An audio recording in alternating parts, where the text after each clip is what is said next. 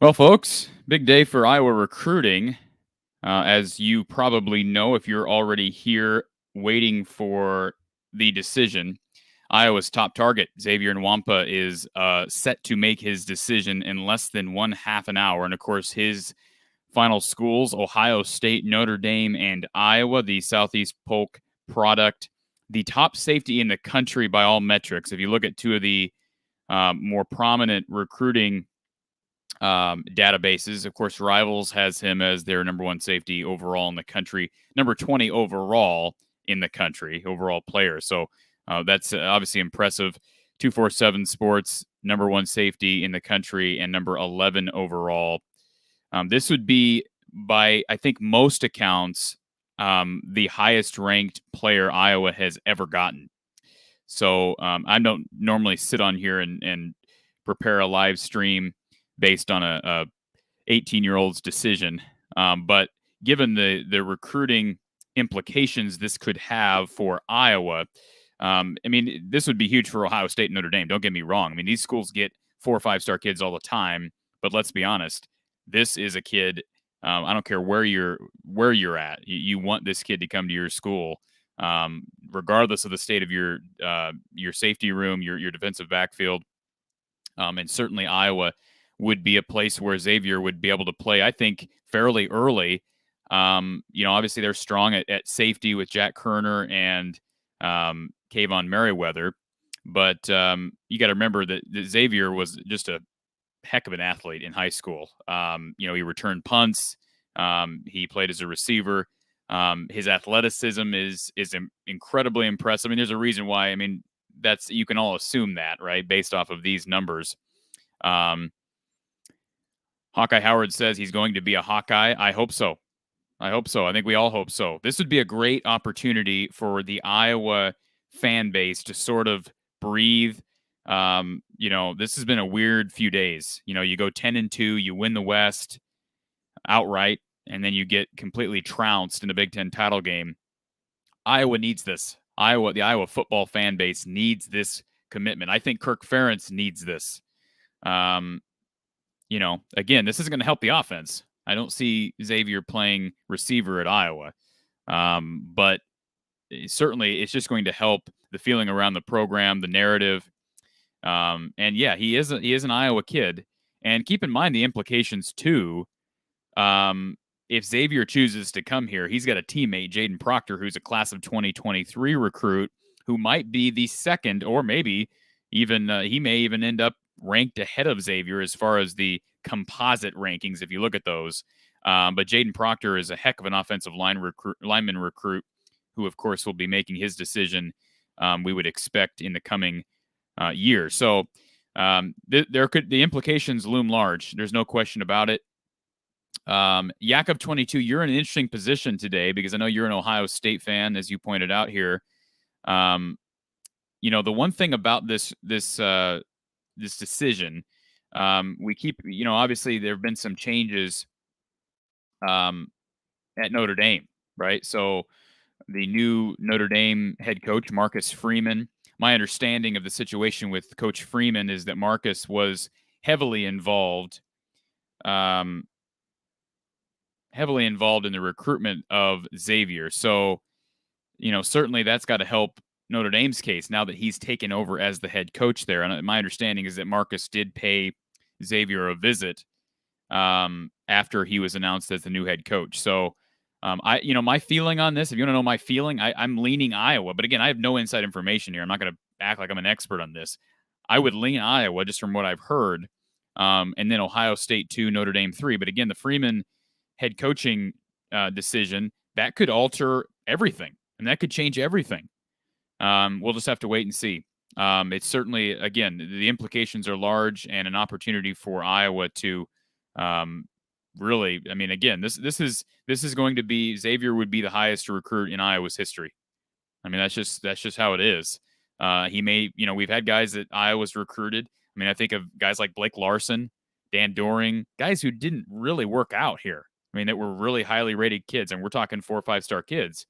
So it's not always a guarantee, but again, just from a recruiting standpoint and a here and now, again, given what this fan base just dealt with over the weekend, and the narrative, this would be a huge get for Iowa. So we are waiting here for the next. We'll be here with you at least for the next 45 minutes as we break down what will be a decision in just minutes from now, I should say, and we will get it to you live as soon as we get word as far as what Xavier decides.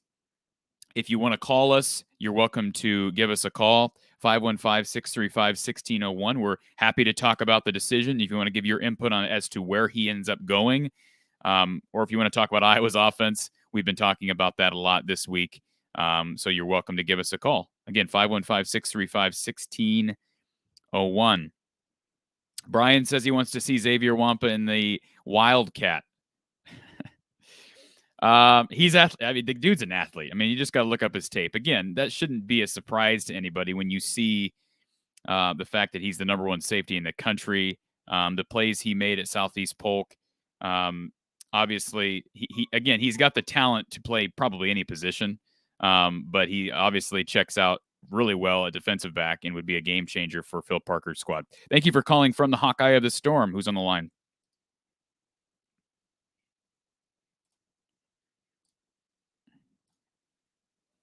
5 years ago. So it's definitely a big day for the program to get this kid. Hopefully he can come. But my question is about the quarterback. My question is about the quarterback position.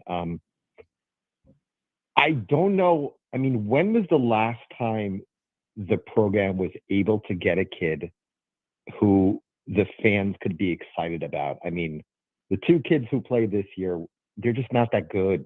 And they look like 1AA quarterbacks. Is it that far-fetched for a Petrus or an Adrian Martinez to come here maybe for a year and maybe pave the way for a Carson May who looks like a 4-star recruit right now to play maybe as a sophomore? It's frustrating because there's so much talent on this team. And then you look at the quarterback position and you're like, there's a reason why they struggle against top teams in the Big Ten. You're right. You're absolutely right. And I, again, appreciate the call. I think the main thing for me, and I look at the quarterback position at Iowa, Petrus was a kid who was, I think, a 4-star kid, right? I mean, we always hear about how Petrus broke all kinds of records and he broke Jared Goff's records and all this stuff. Iowa turned down, I shouldn't say turned down, they missed out on Zach Wilson. I mean, we forget about this, that Iowa sort of ended up choosing Zach Wilson over Spencer Petras. And I know there's more to the story. If you want to do research on what happened with Spencer Petras and Zach Wilson, Petras was originally, my understanding is he was committed to Oregon State. Wilson was scheduled to come here, and Iowa kind of had to make a choice. Petras commits on the spot. Zach Wilson was behind a week or whatever it was, and now Zach Wilson's a starting quarterback for the New York Jets. So, it's kind of like the running back position. Iowa's had opportunities over the years to get these guys who would have been total program changers. Melvin Gordon, we thought he was going to be a Hawkeye. He goes to Wisconsin, breaks all kinds of records, one of the best backs in the league. You look at a guy like Eno Benjamin. He was committed here, decommits, goes to Arizona State, beats all kinds of records down at Arizona State. So Iowa has been close. And I understand the frustration from our caller. I don't know if anybody follows me on Twitter, anybody that's watching the show now, but I did tweet out something I thought somewhat interesting. I'm not saying that there's any substance to it. But Iowa did recruit, and I'm going to try to not butcher this name, but Iowa did recruit Clemson quarterback Tyson Fomachan. I could be pronouncing that incorrectly. Let me put this up on the screen. And the reason I bring this up, and that's the first thing I thought of when our caller mentioned the quarterback position. He was recruited by Ken O'Keefe. All right. He played high school ball with Nico Reganey, and he just entered the transfer portal this past weekend. So now I'd have no inside information to suggest that I was going after him hard. But if he checked out, if there were no burned bridges there, if the relationship sustained itself, there's no reason for Iowa not to reach out to a guy like Tyson Fomachan, or however you pronounce his last name. So let me get this name up here for everybody. And because you're talking about a dual threat guy, the first guy that comes to mind as far as guys Iowa has been able to land, and I know this was like 15 years ago, but Brad Banks, right? I mean, Brad Banks is totally goes away from the Iowa mold, and there's a reason why he was a Heisman finalist. I mean, the guy was just sort of a freak, and that's, that again, Iowa just doesn't play the style of football where you're going to get a lot of guys like that, but it is possible, and you can have a dual threat quarterback in this system.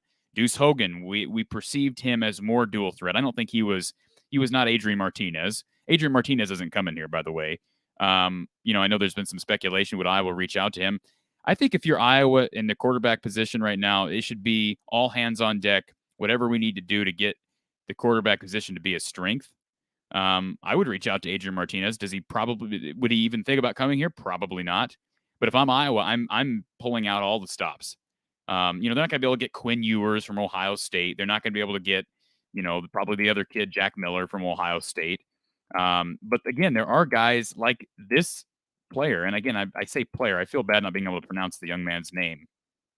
But I'll pop it up here on the screen. So Clemson quarterback Tyson Fomachan, again, I'm probably butchering that, recruited by Iowa, played football with Nico Reganey, okay, was Nico's quarterback for at least a year or two out in Connecticut.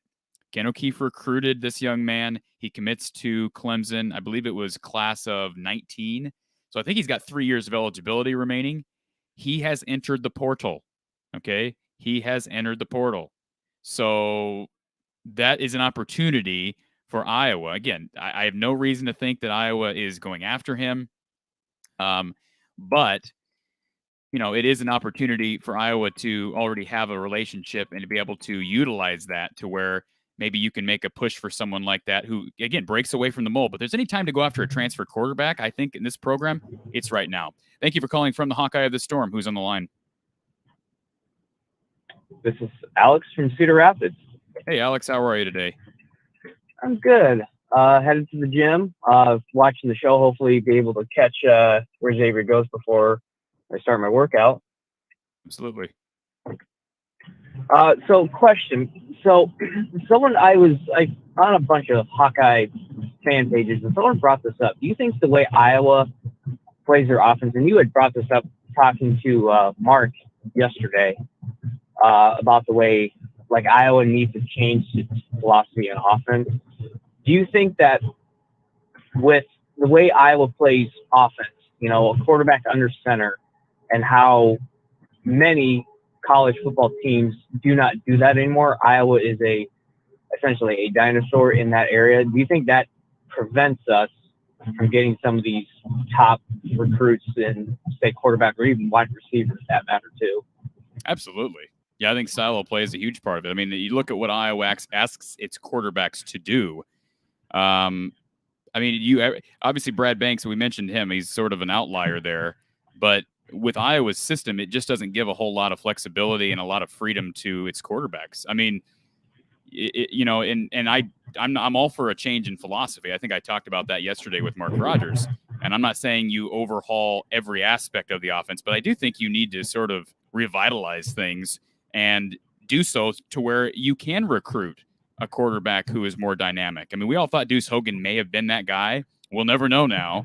But I just don't think this offense is built to, like what you said, it's not built to really attract a mobile threat, even like an Adrian Martinez. I mean, their program has been crap for how many years now, and yet Adrian Martinez was a very highly recruited kid. There were a lot of Power 5 schools that wanted Adrian's services, and we see why. He's dynamic. Now he's got his faults, but Iowa would never be able to get a kid like that, or at least they haven't been able to. So I think style of play, you've got to look at that, and can it be tweaked enough to where you can recruit an offensive weapon? I think the answer is yes, it can be. I think the real question is, will it be? And I think the answer to that question is no, unfortunately. So, and with that, and I know everyone's talking about the offense, I think we'll be talking about all this off season, but someone had asked, what does Iowa need to do to make a change? And I said, I don't think it's going to come from Kirk or it's going to come from Gary Brada. It's got to come from the donors and the boosters for this football team. And if you were a donor or a booster, maybe put yourself in their shoes, what growth, or where do you want to see Iowa's offense at the end of 2022, in terms of ranking, out of 130 FBS teams, I think they're adding one, so 131 next year. Where should Iowa's offense rank? Because we're going to bring back a lot of players. Obviously, Tyrone Tracy's gone. Linderbaum's probably going to go to the NFL. And we're going to bring back a lot of players, and younger, freshmen now, going to be sophomores next year. Keegan Johnson, Arlen Bruce, a bunch of our offensive line. So we should be better. But where should we be at to be, for yourself to be satisfied? Like, okay, maybe we're making a trend in the right direction. Personally, I don't think it's going to happen. But what's the minimum threshold of saying, hey, our offense has improved? Yeah, that's a good question. And obviously, if I was in that position, Alex, I wouldn't be basing it solely on ranking, because I think there's a lot more that tells the story of Iowa's offensive growth than just national ranking. But if you were just to ask me that specific parameter, I think they're they're over 100 right now, aren't they, nationally? They're 123rd in offense. Yeah, they need to be top 100. I mean, it needs to be a lot better than that. But I mean, growth in one off season, if they could be even I think top 75 would be just massive. If they could be top 75 with the defense they have returning, they can win the West, even with a tough schedule next year. But I don't know if you caught our show with Mark yesterday, but I think it's very clear. If Iowa doesn't improve this offense exponentially heading into next year, they are not winning the West title. They're not winning 10 games, because the schedule gets real next year. And unlike the schedule this year where you play Indiana and you play, Penn State, who is sort of down, they get Michigan, Ohio State, at Minnesota. Those teams are not going to be down. So at Purdue, yeah, I looked at that schedule. Even South Dakota State, I mean, they're not they're a really good FCS program.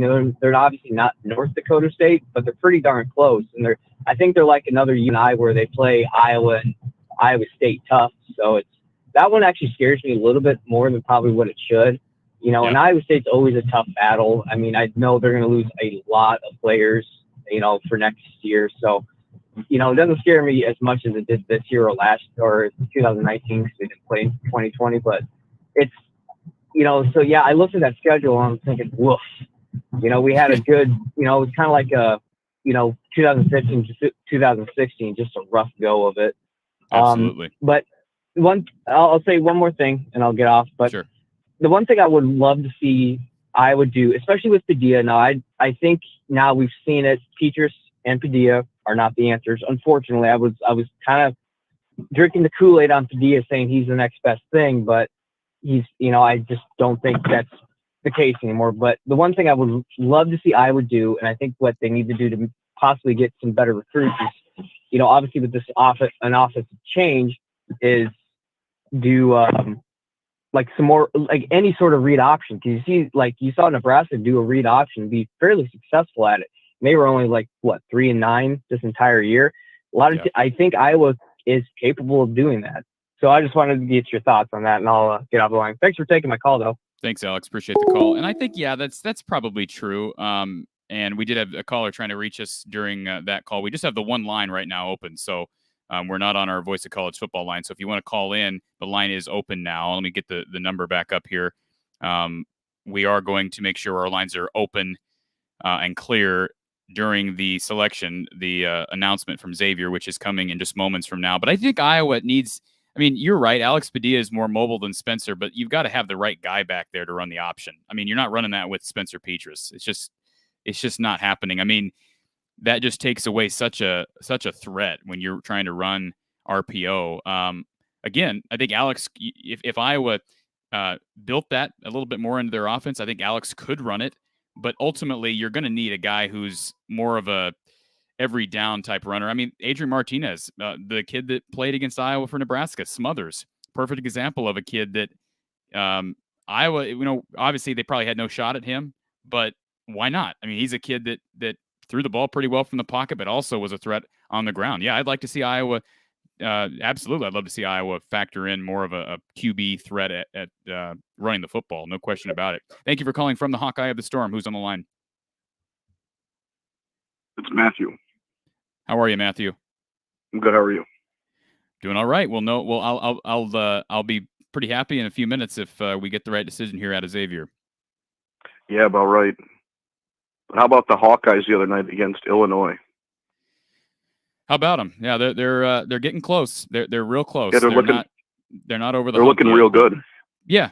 Yeah. No, I've never been less upset after 2 straight Big Ten losses than I am right now, because Yep. I think Illinois and Purdue are 2 of the best teams in the Big Ten, no question about it. And Iowa is very Yeah, I agree close to with that. getting over that hump. And they're learning. They're young. They're playing like a team though. They look great. Absolutely. Yeah. No, it's a different Iowa team, different style of play, really. I mean, It everybody really talks is. about Fran's up and down style, but they really haven't been able to play the run and gun style with guys like Frederick and Garza and Wieskamp. I mean, they try to Right. get in transition, but now they have the athletes, the horses to actually do it consistently. It's fun to watch. And Keegan Murray will get a bucket at will if he really wants to. He showed that in the second half against Illinois. And let's hope he's healthy fully. I think he was healthy Monday, but he'll have that a few extra days of practice, hopefully, before Thursday's game. Yeah. Absolutely. We'll be at the game tomorrow night. So awesome. Great opportunity for Iowa to get a win. They need this win. You don't want to lose 3 straight, because then they have a 10-day break before they go to the Sanford Pentagon. So they need to win this game tomorrow. It would be a huge resume building win, because Iowa State's good. They're for Iowa real. State's fantastic. Yeah, absolutely. I agree with you. All right, you have a good afternoon. Appreciate the call this afternoon. And again, we're just moments away now from Xavier Nwampa's decision. And again, you're welcome to call us as we await that decision. And then, of course, in response to the decision, in response to D. Brown here, he is a Southeast Polk kid. So he's center of the state. I don't know the family connections that he would have.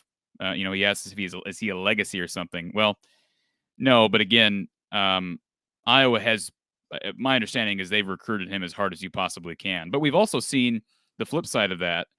I think of the Xavier Foster basketball recruitment. I think Fran did everything he could to get Xavier here, and Xavier picked Iowa State. Now, Iowa State at the time was producing NBA talent, and so you kind of understand why he would choose that. But Iowa produces a lot of talented defensive backs, so that's not going to hold. I guarantee you, if Xavier picks Ohio State or Notre Dame over Iowa today, it's not going to be because he thinks those schools can get him into the NFL quicker. Because I think Iowa has proven, and there's no question about it, they've proven that, especially defensive backs from Iowa, will have a chance in the league, whether you're a 5-star or not. And he just happens to be a 5-star or 4 or 5-star recruit, depending on what you're looking at. But again, most metrics that I've seen, he's considered a 5-star recruit. I'm not really into the composite rankings. And I know that 247 Sports, they list a composite rating. But again, he's the best safety in the country. So that's really all you need to know. In response to Yakov 22 here, do I watch a lot of Iowa high school football? I don't binge watch Iowa high school football. I watch high school football that involves Iowa recruiting. I really do. I mean, I've never been a huge high school football guy. That's just not who I am. That's part of the reason why I have no problem with Iowa football playing on Friday nights. I know a lot of fans don't like that. I have no issue with it, and that's part of the reason why. Jack wants to see Xavier in a Badger uniform. I don't even know. Let me see. Let me look at his list of schools. Basically everybody recruited him, and Wisconsin did offer him. But I think you knew Iowa was going to be in the final few, and so it's Iowa, Notre Dame, and Ohio State. All right, we are moments away now from getting the decision from Xavier Nwampa, as we've hit the 4:00 mark here. And we're going to take down our call line for a second. So hold off on the calls until after we get a decision in from Xavier.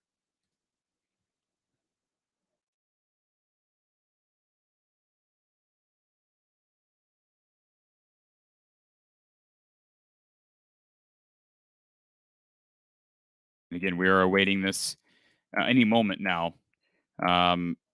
Iowa's top recruit, top target, and he's been the top target for a long time now.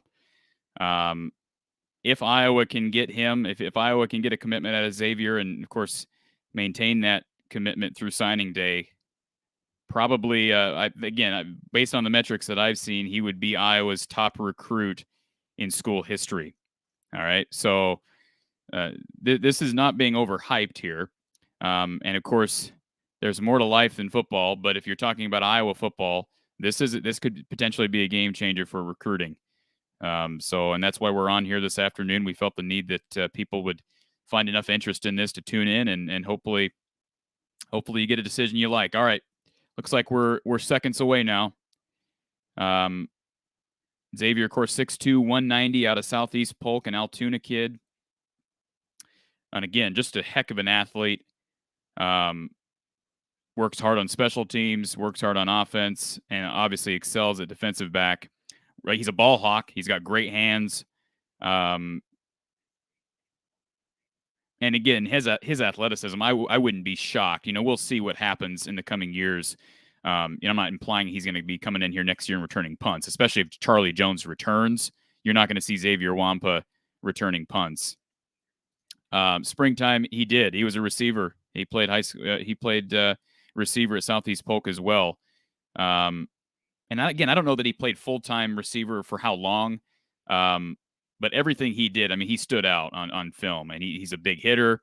So he fits the mold. That's why he's a 5-star kid. That's why he's the highest ranked safety in the country. 247 Sports has him as the top safety in the country, number 11 player overall. He's 6'2", 190. Ray, it's happening right now. So we're just seconds away from this decision, from this announcement. And Spaceboy 74, you're right. The Graves commitment was huge too. He's the only 4-star kid who's committed to Iowa right now. All right, and I guess I shouldn't say that. There were 2 reclassifications. Carson May just got reclassified as a 4-star, at least by one database, and then Caleb Johnson from Ohio, the running back, is also committed, and he's a 4-star now. Chris Hassel, Iowa guy, is actually heading up the coverage here for Xavier Nwankpa's decision. We can't tell because of copyright issues. We cannot telecast this live, but Xavier is seconds away now from announcing his decision. He's got Notre Dame's hat on the left, or on our left, I should say, Iowa in the middle, and Ohio State on the right, with the Southeast Polk backdrop, and it looks like some family and perhaps his coach next to him as well.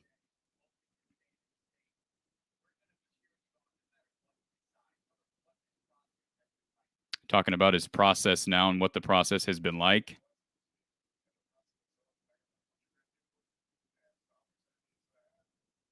Very soft-spoken kid, but very intelligent kid, you can tell.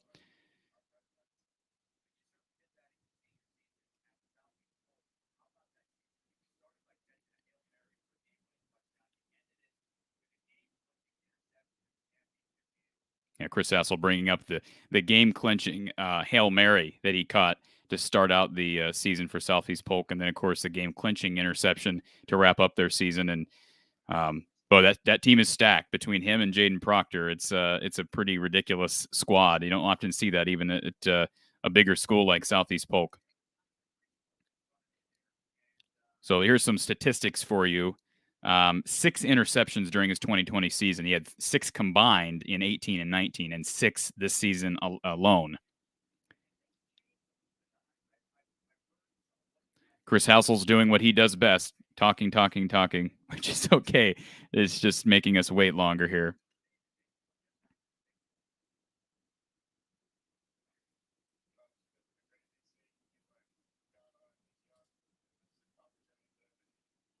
Chris Hassel still talking to Xavier about just what the process has been like.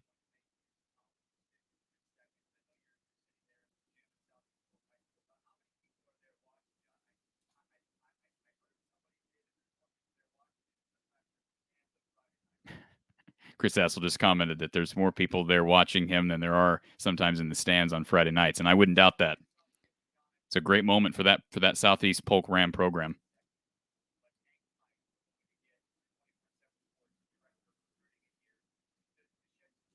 So here are the recruiting rankings according to 247 Sports. The current rank for Ohio State class of 22, 4th in the country, Notre Dame 6th, Iowa at 52nd.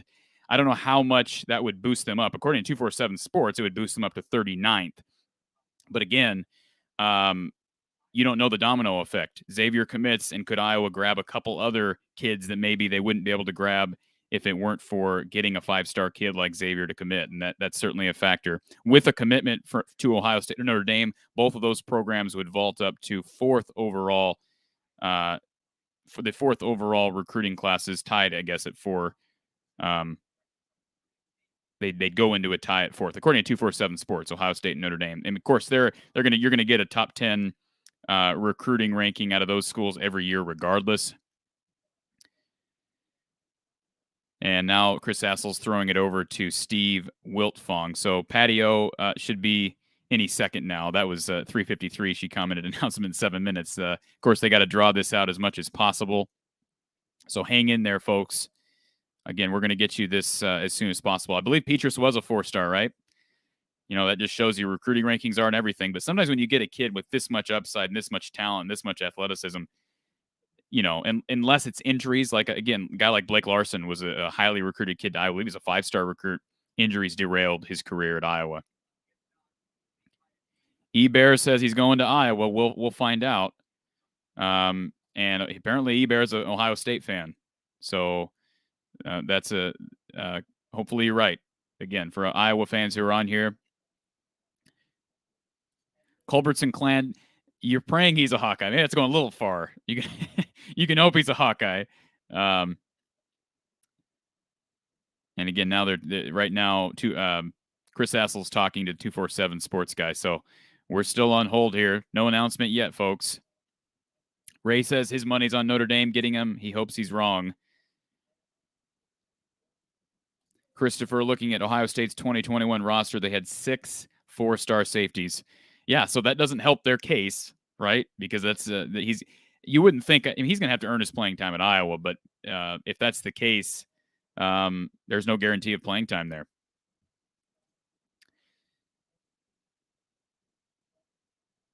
Spaceboy 74, yes, they did make an in-home visit with Xavier, but so did Notre Dame, and I think Ohio State did it within the last couple of weeks as well. Thomas, yes, you're right. It's okay to question the offense. It's also important to remember that as bad as you think our offense is, we still won 10 games. You're absolutely right. I just think with the schedule next year, looking forward, what they did, you're right, Thomas, what they did this year with that offense is unbelievable. But if you look at the schedule next year, unless this offense takes a big jump, they're not winning 10 games next year. There's just no way.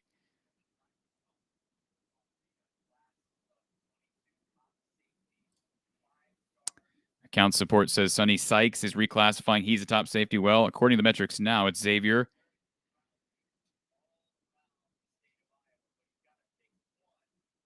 Space Boy is 47 years old and nervous about a 17-year-old. Yeah, let's just keep everything in perspective. By the way, we're going to get it here. They're going to break, and we're going to get it in a second. But keep in mind that regardless of the decision here, there is more important things in life. But it's an exciting day. There's nothing wrong with getting excited because, again, this is someone that can change the recruiting status of this class. The class has been sort of down. I mean, Iowa's class of 2021 class was actually really strong. We forget it's actually a top 25 class, which is rare at Iowa.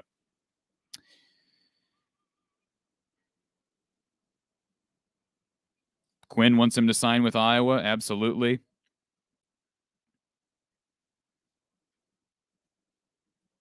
John says Petrus is the second highest rated QB in Iowa history. There you go. If again, I don't know what metric John is using, but if that's the case, and I wouldn't be surprised because again, he was a fairly highly touted kid. It doesn't mean much, and I'm not trying to dog on Spencer, but QB development's important. Once you get to college, if your QB development isn't important, then you got problems. That's why I think Iowa would actually benefit from going to the transfer portal, where a guy like the Tyson, I think I mentioned this earlier, Clemson quarterback Tyson Famu-Chan or whatever. Yeah, he's a kid you could come in and has had some extra development already at Clemson. You'd like to think Iowa can develop its quarterbacks, but it hasn't always happened. Username 1 invalid. With the coaching change at Notre Dame impact his decision? Again, the new head coach at Notre Dame was involved heavily in Xavier's recruitment.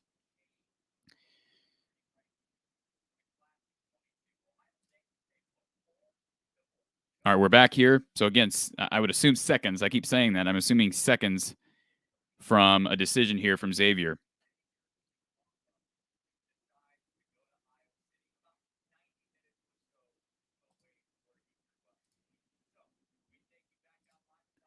Here we go. Announcement time from Xavier.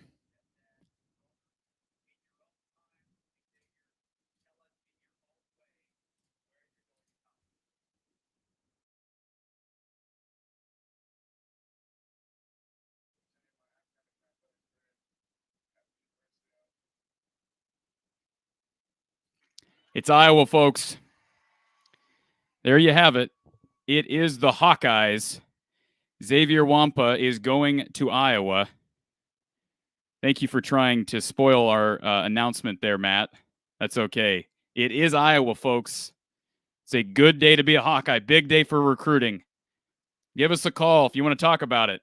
Chris Hassel's a happy camper. I'm not a big Chris Hassel fan, but he is going to Iowa. Xavier Nwampa is officially a Hawkeye, and I loved he did the little fake out. He tried to fake out with the Ohio State cap.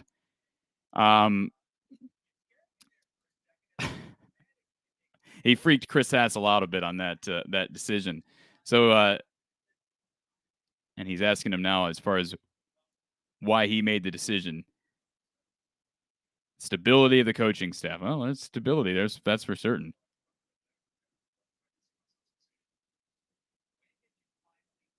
Again, give us a call. They're still talking to Xavier here, but we're happy to talk to you. 515-635-1601. Whether you want to talk about Xavier's commitment, what it does to Iowa's class of 2022, or if you want to talk about Iowa moving forward, its offense, its defense, whatever the case may be. But again, the breaking news here, Xavier Nwampa is a Hawkeye. And again, just a huge boost to this recruiting class.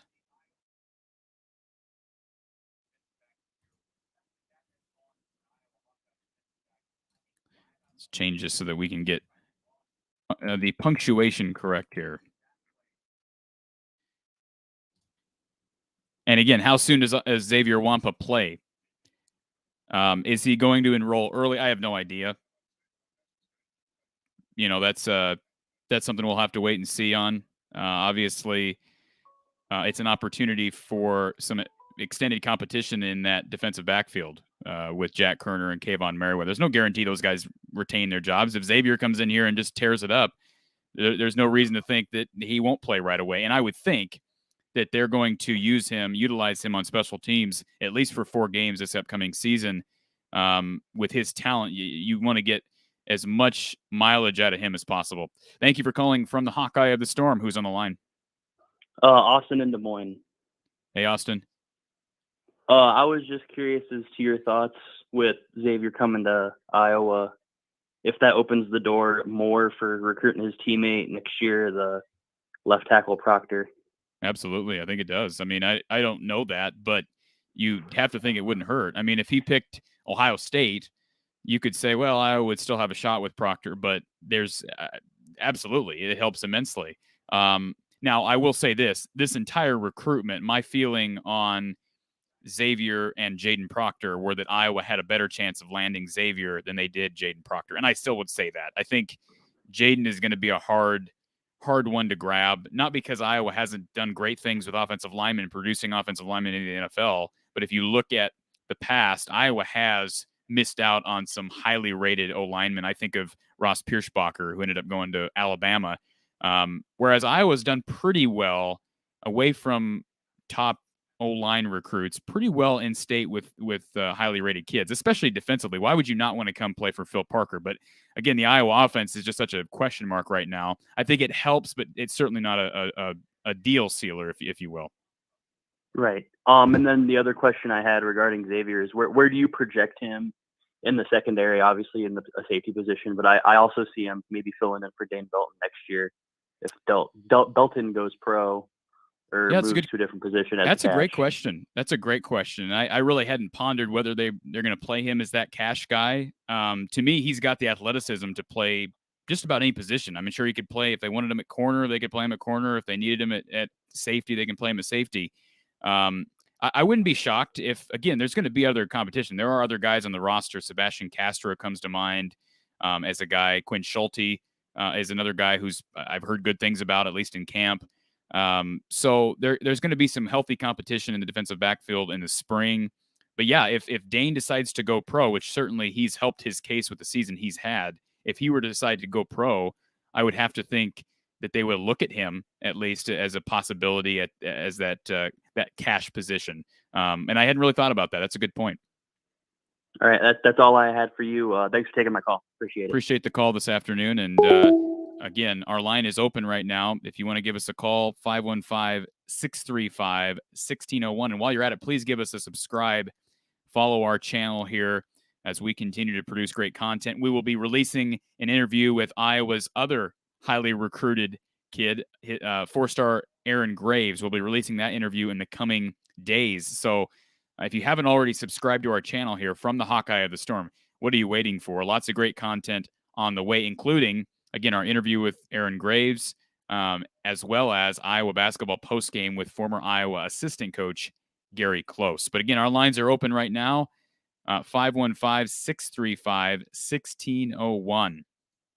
The breaking news at this hour, Xavier Nwampa is an Iowa Hawkeye. And as much as Iowa fans have been in grief these last few days, there's no reason to there's nothing that should get Iowa fans down about today because, again, this is a game changer. It's a game changer. Not saying it's going to change the offense, but it certainly helps the class that's been perceived as behind, and it's great to keep those in-state kids home. A lot of happy Hawkeye fans on here this afternoon. Good to see you here. Hawkeye Howard, again, Space Boy 74, Culbertson Clan. Let's get to our next call here. Thank you for calling from the Hawkeye of the Storm. Who's on the line? Outlaw Josie Wales. Outlaw Josie Wales. How are you today, sir? I'm just fine. Over here by Dakota Dunes, South Dakota. Are you happy? Oh, am I happy? Oh my God. I've been to the bathroom 4 times already. You're not in the bathroom now, are you? No. Okay. But I have to tell you, Cory, I've been a Hawkeye for a long, long time, and I went to law school in Lincoln, but I've always been a Hawkeye. And the thing that always bothered me or concerned me was how in the world can we recruit kids, 5-star athletes from the Midwest to Iowa City, given the fact that Iowa City is so darn small compared to, East Lansing, Columbus, Chicago, Minneapolis.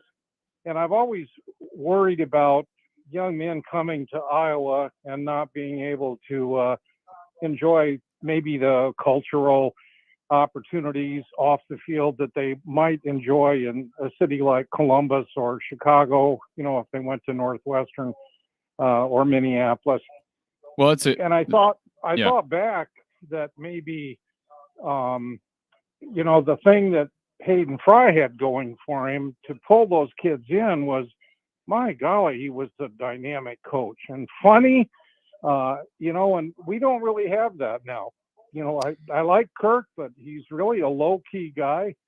And, of course, most recently, his attempt at humor was probably a very poor choice. Yes, it was. And so how can we draw those young 5-star recruits in, given Iowa City's such a small community? Well, I mean, let's be honest, caller. I don't know that size of community has a huge play in this. I mean, I think I've always kind of considered weather, especially for a kid that grows up in the Midwest, weather has to be a factor, right? Would you rather play in Kinnick when it's, 30 degrees in November, or would you rather play at, LSU, USC, Texas, where it's, 60 degrees or better year round? That's a factor. I think the community, Iowa City, is just a really nice community. And I think for a guy like Xavier, I don't know what's going through his mind. Obviously, he brought up relationships. I think people sort of underestimate, especially with some of the offseason claims of racial disparities last summer. I think people underestimate who Kirk Ferentz is. I think there's this notion that there's just no black players like him, and that couldn't be further from the truth. I think his ability to form close relationships, and then of course Phil Parker's pedigree defensively and coaching that team to be one of the best year in and year out on defense. And then of course we got to remember development, regardless of the fact if Chris Doyle had a huge role in development, which I think he did.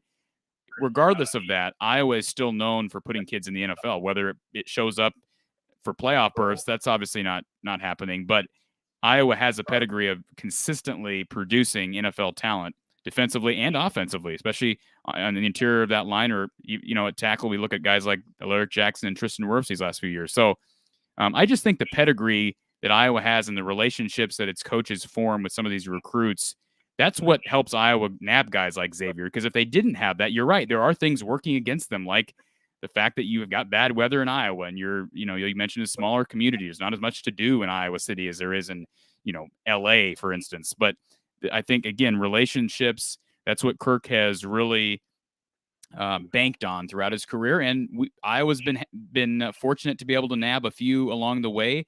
And then you look at guys like AJ Epinesa, who has the pedigree as far as the past with his family, Epi playing here years ago.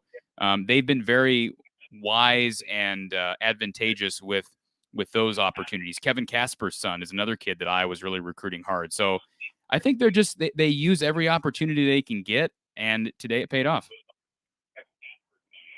Well, I know we've had some safeties that have gone on to the NFL and really have done very, very well. And I would think that Xavier would also be aware of that. And maybe, this will be, like you say, a snowball effect. I mean, our first 5-star recruit, and I'm just so excited and happy for him and for the program. And by the way, you are an outstanding young man to have dealt with the flack that you have dealt with over the last few days. So keep on rolling, Cory. Thank you. I love the show. Thank you very much. I appreciate it. Those calls are always nice to hear. And thank you so much for the call, Outlaw Josie Wales. And it's okay. You know what? I can take the heat. If Michigan fans want to spend the time out of their day to come over to our channel and troll and insult and disrespect, you by all means do what you need to do to make yourself feel better about yourself. But not much that can bring you down when you get a commitment out of a kid like Xavier. And this is a great point from username Invalid. Let's not forget Iowa's got Cooper DeJean, who's a defensive back who, I mean, there's a lot of hype around him, and rightfully so. He's got an opportunity to play right away next year. So, man, the defensive backfield at Iowa for these next few seasons looks pretty darn stacked. And again, Kayvon Merriweather, he's returning. Jack Kerner, those guys aren't going to the league. We don't know about Dane Belton. We don't know about Riley Moss. Will he return? I would hope he would. Terry Roberts will be back for, I believe, one more year. So they've got guys. Jamari Harris is young. There's going to be transfers out. Let's remember that. As stacked as it is, you're going to find there are going to be kids that hit the transfer portal, whether it be this offseason. There's already been some, but it's specifically defensive backfield. They're not going to be able to keep all these kids. But that's a good problem to have because they've got a lot of depth and a lot of talent because of what they've been able to do on the recruiting circuit, specifically with Cooper DeJean now with Xavier Nwampa.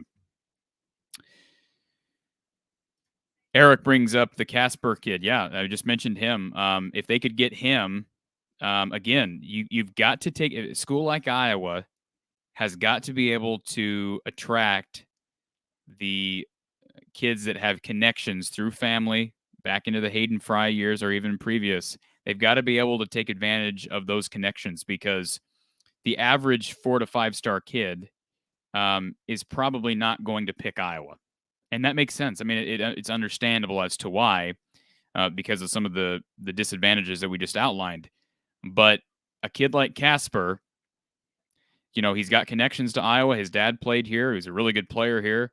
That can be the connection that if Kirk can sell the relationship and what they can continue to do with development.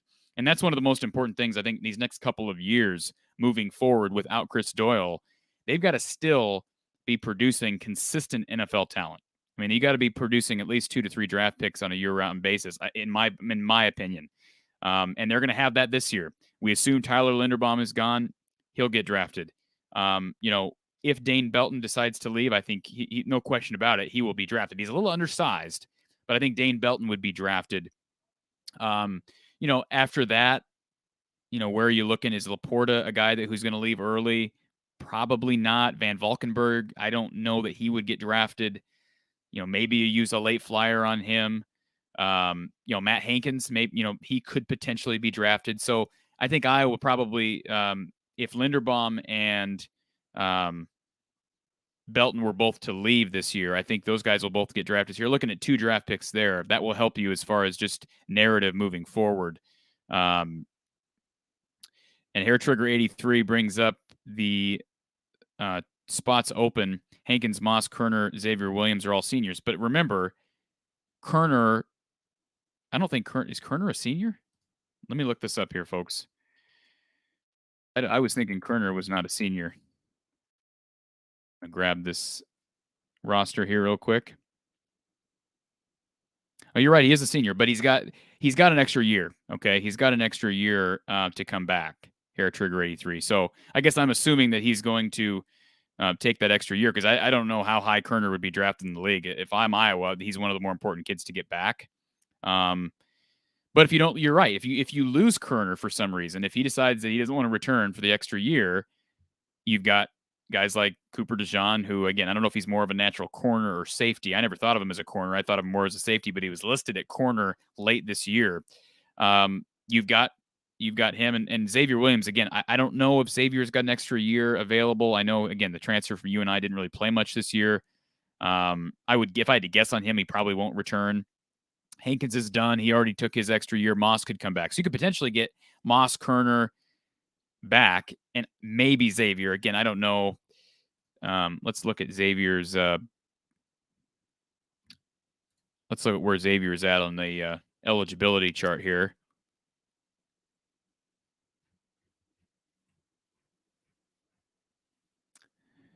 Okay, Xavier Williams.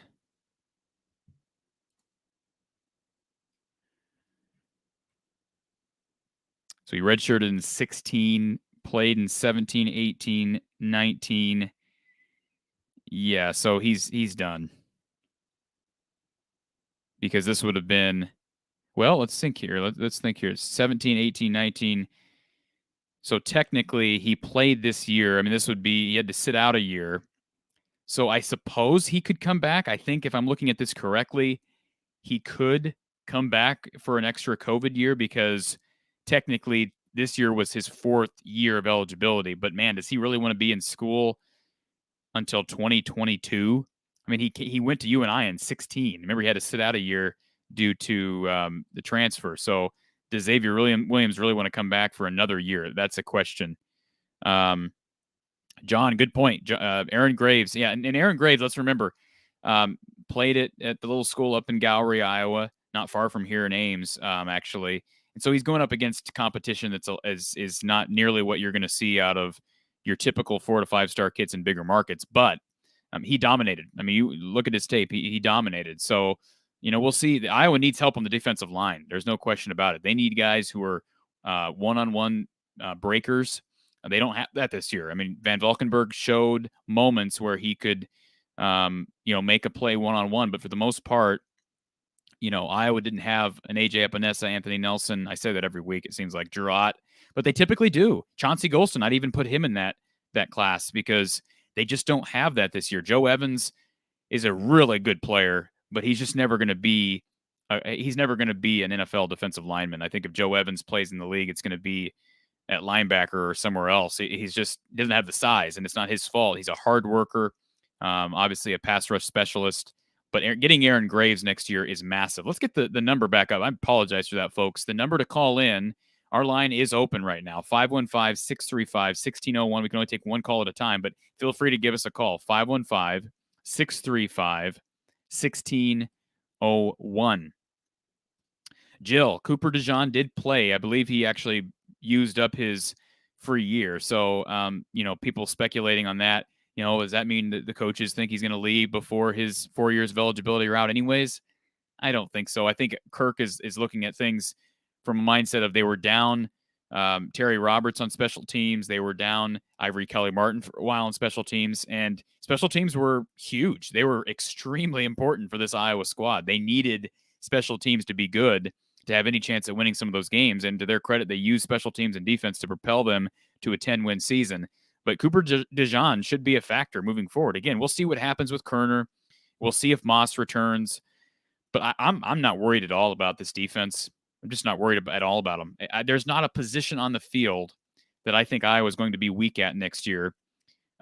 Defensive line is a concern, just like it was a concern this year. I just don't think they have any one-on-one beaters, if you will. So, again, I think Aaron Graves coming here, not to say he'll play right away. Logan Jones is another kid who's struggled to get healthy. Could he be a guy that comes in and becomes that? Logan Lee, I think, has played well this year. They need someone to take a step forward on that defensive line. There was no pressure on Cade McNamara in the Big Ten title game on Saturday. There just wasn't. Ralph says Ohio State boards thought he was a Buckeye lock. Well, they certainly got blindsided then, if that's the case, because Xavier Williams is a Hawkeye. For anybody just now tuning in, Xavier Williams. We were just talking about Xavier Williams. Excuse me, Xavier Nwampa is an Iowa Hawkeye, top-rated safety in the country.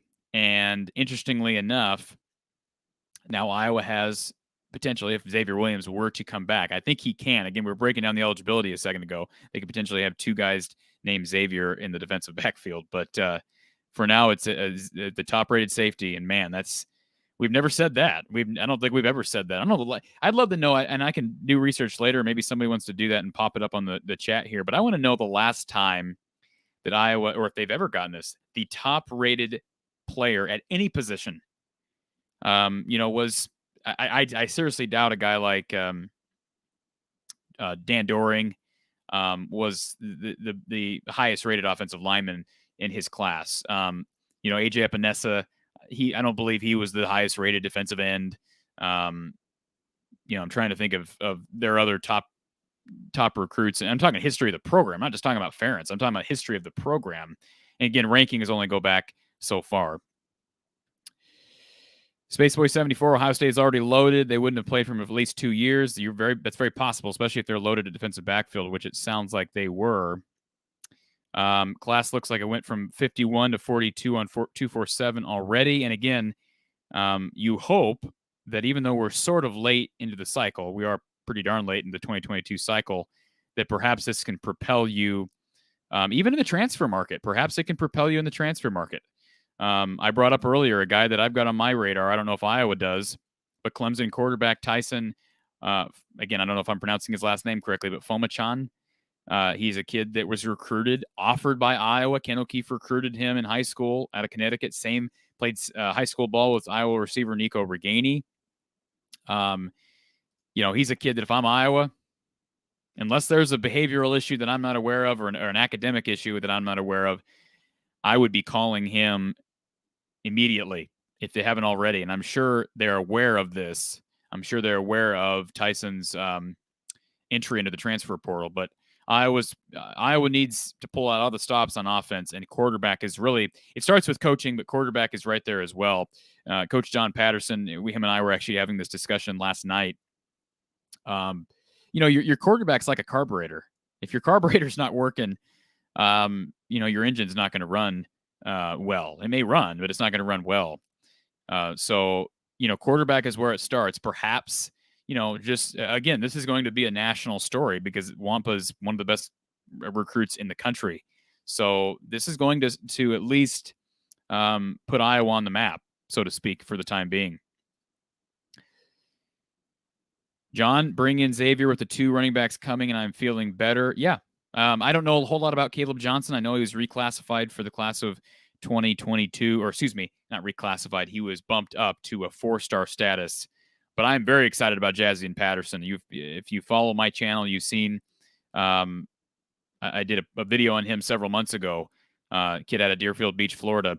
He is I think has the potential of being one of the best recruits, one of the best skill position recruits Kirk Ferentz has gotten. And I don't think that's an exaggeration. Now, they don't always work out, but I like what I see from Jazian on tape. He looks dynamic, and he looks like a complete back.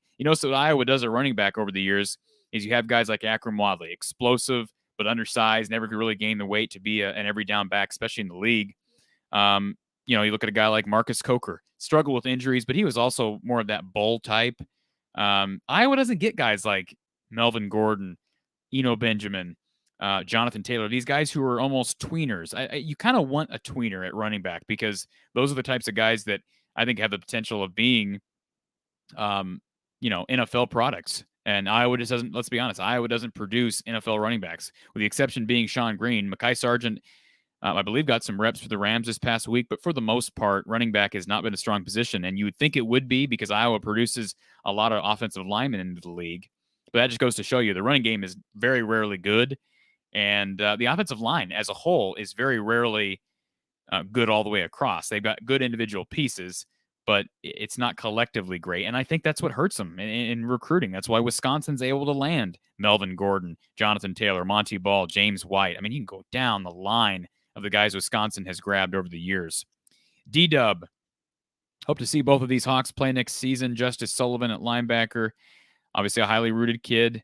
We'll see, again, where they play him, but David Davidkov as well. We haven't heard much about David Davidkov. I know he dealt with an injury preseason this year. But again, offensive line is a position. You pull out all the stops. Now, if I'm Kirk Ferentz, you look at Kirk Ferentz's pedigree, and he typically doesn't do a ton of shuffling on that offensive line once he finds a group that he likes. Now, I don't remember an offensive line struggling all the way across the way this offensive line has this year. I brought up 2019. The interior of the line was not good. But as far as pass protection, it was porous this year. And we saw that. We saw kind of the encapsulation, if that's a word, of the offensive line problems were highlighted in the Michigan game. I mean, it just, again, you're going up against the Heisman candidate, Aiden Hutchinson, and then, of course, David Ojabo. It makes sense why you're going to struggle. But, yeah, David Colby, I think, is going to be good. I would have to think they like him as a true freshman. And, you kind of excuse that kid. He's young, so any problems that he had on the line, he shouldn't even be playing right now. Theoretically, guys like, Justin Britt, Cody Enns, Kyler Schott, those guys would have taken control of the interior to where Connor Colby shouldn't have to start as a freshman. But he's earned his playing time, and the older guys haven't stepped up. So I would think that if you're Kirk, if David Davidkov can progress, I mean, he was a 4-star recruit. I was excited about him coming here as well.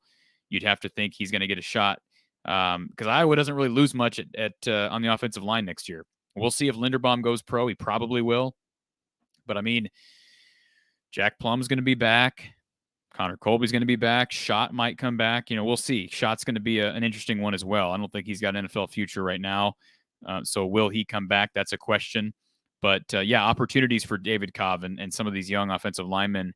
Michael Myslinski, could he get into the mix as well? They've got young talent. They recruited very well on the offensive line last year. And so hopefully some of those guys can progress. Spaceboy 74, shouldn't Robert Gallery have a college-age son by now that we could plug into left tackle?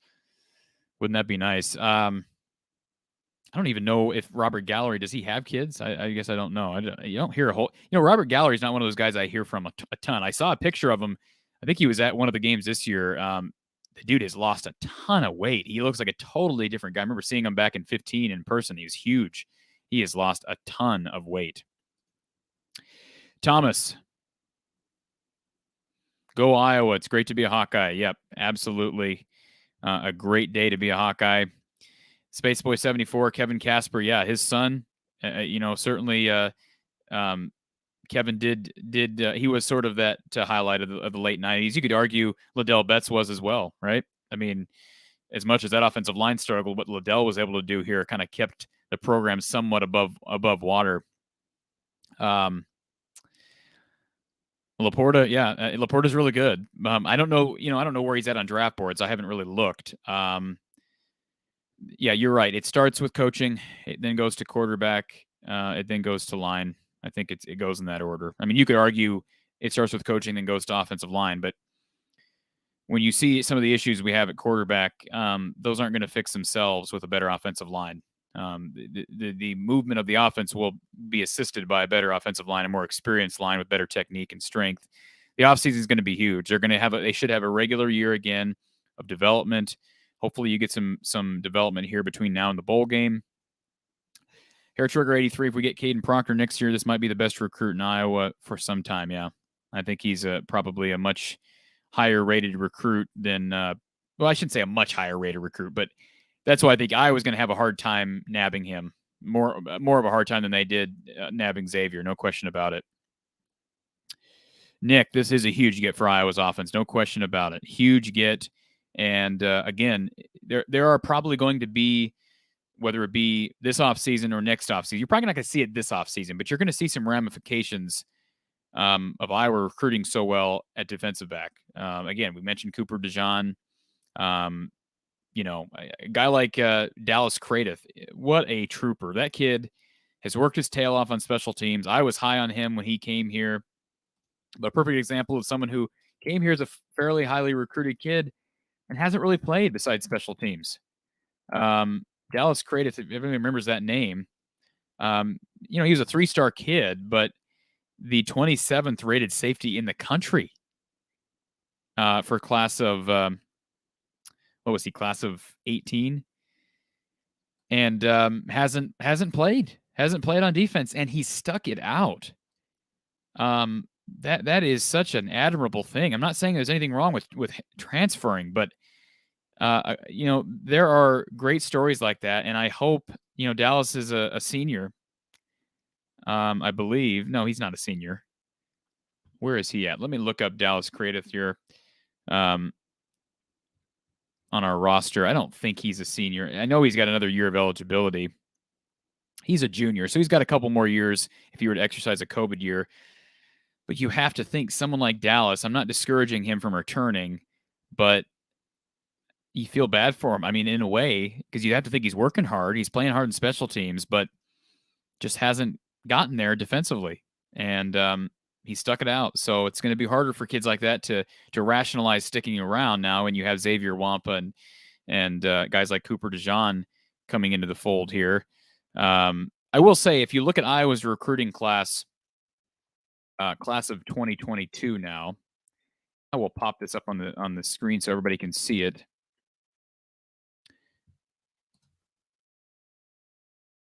They don't have a ton of commits as far as the defensive backfield. They've got, let me find here.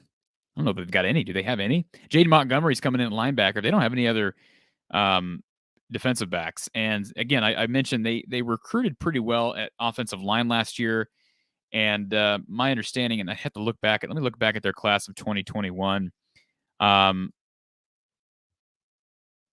And some of the defensive backs they grabbed last year. Of course, besides Cooper DeJean, that might be it. Was Cooper the only one? Xavier Williams, that's the other one I was missing. Of course, transferred in. But, Iowa doesn't really have that. They don't have any. Xavier was huge on a lot of notes. I mean, as talented as that defensive backfield is now, it's not as deep as it's going to be. It's deeper now. If they don't get anybody else in this class, which I don't really know anybody on the radar that might be committing anytime soon. Again, we're kind of late into the cycle. But if you look at a year down the road, this next year they're going to have to recruit well at defensive back just for depth. And I would have to think, the fact that they have DeJean and now Xavier Nwampa, that actually could hinder your ability to recruit and get guys to come in and buy into the fact that you might have playing time right away. Because again, they're pretty stacked there as far as top end talent, but they need to develop depth right now. Guys like Cradith, keeping guys on the roster, you'd love to keep a guy like Dallas Cradith, a guy like Sebastian Castro, a guy like Quinn Schulte, because after that there is a drop off. Big get for Iowa's defense, but it's not the end. Hopefully, this is an opportunity for Iowa's recruiting class to grow. And again, national perception is important in recruiting. Dennis asks, do you know anything about Logan Jones at defensive line? My understanding is that he's just dealt with so many injuries, Dennis.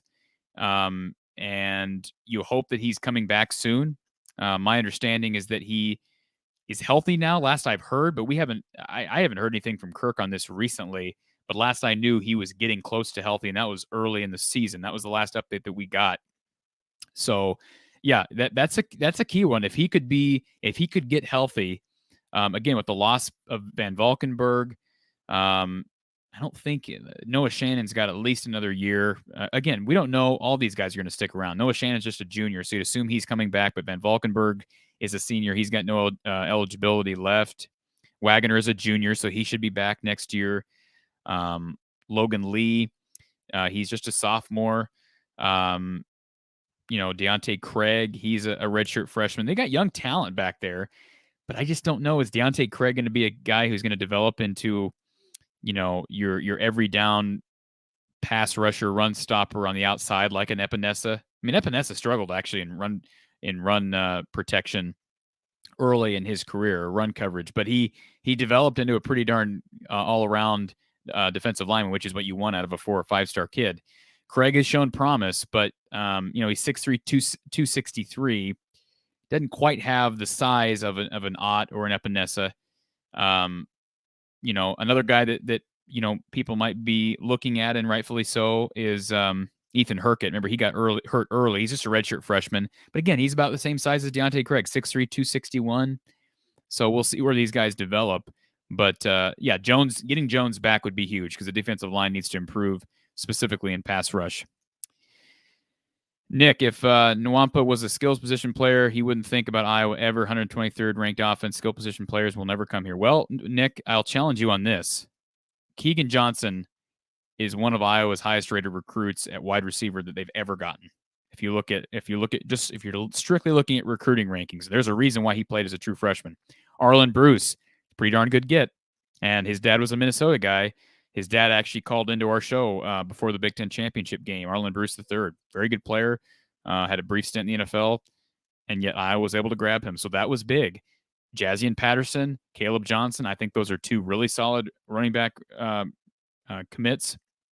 They can come here and develop, especially Jazian. I think I agree. I'm not debating the fact that this offense is bad, really bad. I've been talking about that for weeks, for months, but I do think they've recruited pretty well these last 2 cycles as far as skill position players, and you hope it plays off. Here's the one spot where I still have tons of question, and this shouldn't be surprising to anybody, is quarterback.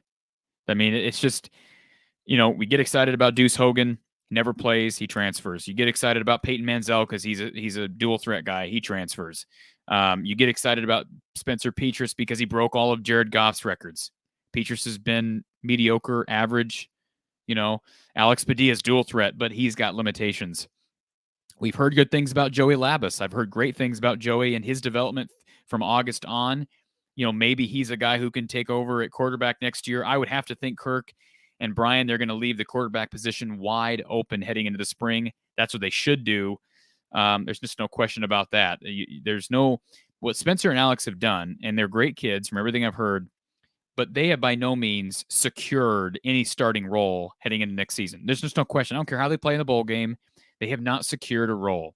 Okay, it should be an open competition in the spring, and I would think that Kirk will make it an open competition. Of course, you get Carson Mayen next year. I know Iowa's recruiting the kid from Ankeny pretty hard as well. So not saying they don't have they haven't recruited decently well at quarterback, but they haven't panned out. They haven't panned out at quarterback. And you could even argue Nate Stanley never really took that next step, especially with accuracy. Just, I think a lot of Iowa fans would love to have Nate back right now, but, I think there's a little bit more hype around Nate Stanley than maybe we ended up getting, and that's not anything new. Iowa, as far as the quarterback position since Kirk has been here, has been just okay.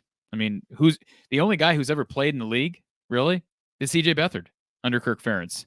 Brad Banks wasn't real successful in the league. Ricky Stanzi never made it. James Vandenberg never made it. So far, Nate Stanley's not playing. Again, it's early. But, it's just quarterback is a position that it starts with your quarterback, and you hope that Iowa can progress there. We are still taking your calls here for the time being. Give us a call if you want to talk the commitment of Xavier Nwampa or anything else related to Iowa. I want to remind everybody we'll be with you tomorrow talking about Iowa State. All right, I'll be at that Iowa State game, but we'll be with you during the day, probably mid-afternoon. We'll jump on for a quick live pregame leading up to Iowa versus Iowa State. Iowa State women tonight, ESPNU at 6 p.m. Central Time. So in about an hour, actually, the Iowa women will take on the Cyclone women. But again, you're free to give us a call. The number is at the bottom of the screen, 515-635-1601. 515-635-1601. And I hear, again, we're getting a lot of comments about, is Proctor going to follow in Nwampa's footsteps? Man, if they get Proctor, if they can pull that off, those are potentially the two kids from the same Iowa school, the same Iowa high school. Those two kids could be the highest rated kids in Iowa football history. Think about that for a second. And Hawkeye Basin, I don't know when a commitment. It's probably going to be months before we hear anything from Proctor. I would expect him to keep Iowa in his final 5 at least would be my guess, but who knows? Again, he's wanted by everybody, and rightfully so. He's got the talent to play anywhere. Nick, wasn't Moeaki the number 1 tight end when he chose Iowa? Good point. I don't know. Good question. I could look that up. I know that Rivals, I believe, is it Rivals or is it 247 that ranks Iowa all time? I want to say that it's 247. Look that up because we were just sharing this conversation with Mark Rogers, Voice College Football, yesterday on our weekly show. And I'll run this down for everybody who missed our show. So Blake Larson, I keep bringing him up. He was a 5-star kid, composite of .9857, according to 247. 247's got Aaron Graves as a .9585. They've got Aaron Graves right now is the highest recruit, or the second highest recruit in Iowa history. Think about that for a second. That's 247 Sports. I think they are different than Rivals. Rivals may go further back. Yeah, so this is since 2000. This is when the rankings started. But since 2000, Blake Larson is number 1, and he was kind of a bust. Kid out of Atlantic, struggled with injuries, was a big kid, 6'7", 300 pounds. So he was a big boy, and just never really evolved. Again, Aaron Graves, we're going to be interviewing Aaron Graves. We've got an interview that we're going to be releasing within the next week. Keenan Davis, we forget about how highly recruited Keenan Davis was. He was a 4-star, the 15th best receiver in his class. By the way, Blake Larson was the 3rd best tackle in his class. Aaron Graves is the 16th best defensive lineman nationally. We forget how good Aaron Graves is at least hype, and they just won a state championship. Connor Colby, he was highly recruited as well, and that's why he's playing as a true freshman. 17th ranked inside offensive lineman in the country. Of course, a Cedar Rapids kid, Logan Jones. We just got a question about Logan. He was a 4-star kid as well. He shows up at number 5 here. AJ Derby at 6, kind of a bust. Ended up going to Arkansas, played tight end at Arkansas. Brandon Wager, we know the story with him at running back. He was a 4-star running back. I forget about him because, of course, he transferred on to Oklahoma, played briefly with the Carolina Panthers.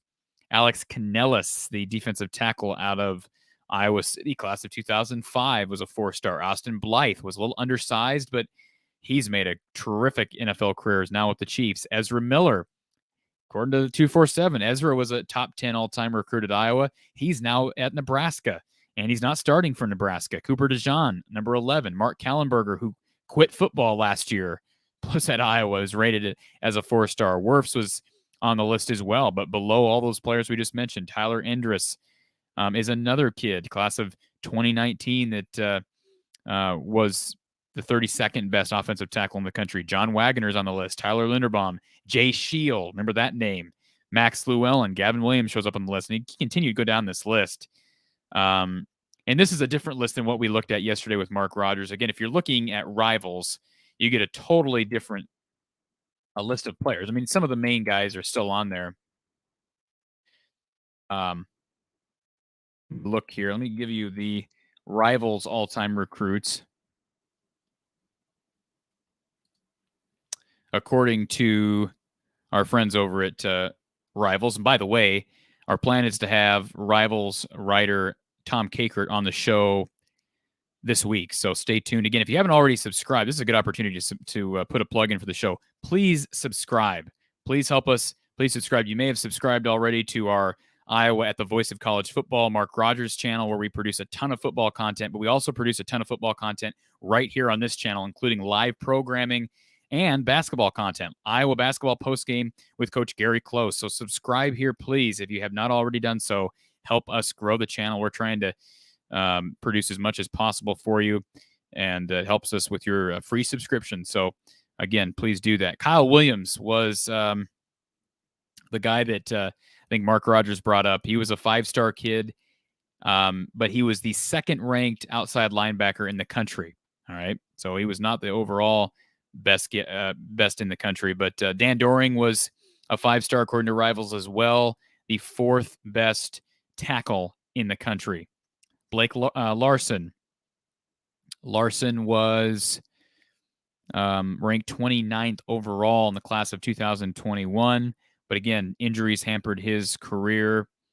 Never even started. Isn't that something? Now as a detective, Blake Larson's a detective down in the Kansas City area. Actually had a conversation with him about a year ago. I won't get into why. Nothing legal, but did have a conversation with him about Iowa football briefly. AJ Epinesa, of course, was a 5-star according to Rivals. And he was, according to Rivals, the number 1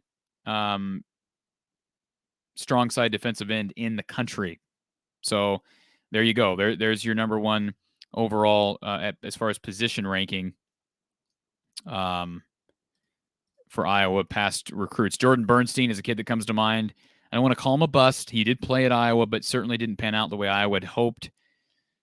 He was the 3rd best safety in the country back in the class of, I believe, 2007. Tony Moyaki, according to Rivals, and whoever asked that, who was it that asked the question? Was it Nick? Yeah, Nick asked, wasn't Moyaki the number 1 tight end? According to Rivals, he was the number 2, 52nd overall player in the country. But certainly he made a career of himself at Iowa and struggled with injuries in the league. Dace Richardson, he's a police officer down in Des Moines now, 4-star recruit, was the 8th overall tackle in 2005. Brian Bulaga certainly panned out, 6th best offensive tackle in the country, was a 4-star kid, has made a great career in Green Bay and, of course, San Diego. Jeremiah Hunter was a highly touted kid. Jake Christensen, we know, hate to say it, he was a bust. He was the 2nd overall quarterback, according to Rivals. Now, that can't be right. This is what Rivals is telling me. But he was 89 overall in the country. So I have a hard time believing that Jake Christensen was the 2nd overall recruit in the class of 2005 as far as quarterbacks are concerned. I'll be able to tell you here in a second. Let me validate this. And again, these are all up for debate. Let's see if we can. So as far as a pro-style quarterback, yeah, I don't even see him on this list. I don't know that that's true. But again, that's according to Rivals. They're listing him as the second best quarterback in the class of 2025. And then, of course, Jermel Lewis, very highly touted kid, top 100 kid in class of 2000. And you can go on and on. CJ Fedorowicz, another kid in the Ferentz era that was a little underrated, had a great career with Houston before concussions kind of derailed his career. Ray Hamilton at tight end, very strong recruit. Keenan Davis at wide receiver, never really was great at Iowa, did start, but kind of was here during a difficult time period. Jaleel Johnson, another kid on the list. Adrian Claiborne's up there. Faith Akaka was fairly highly recruited. So, think about the guys we just named.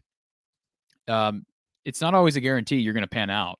And it's also not a guarantee that someone who's a 2 or 3-star kid is not going to pan out. You notice we didn't hear the name Desmond King on that list. He was not really highly recruited. And we know, of course, what he did.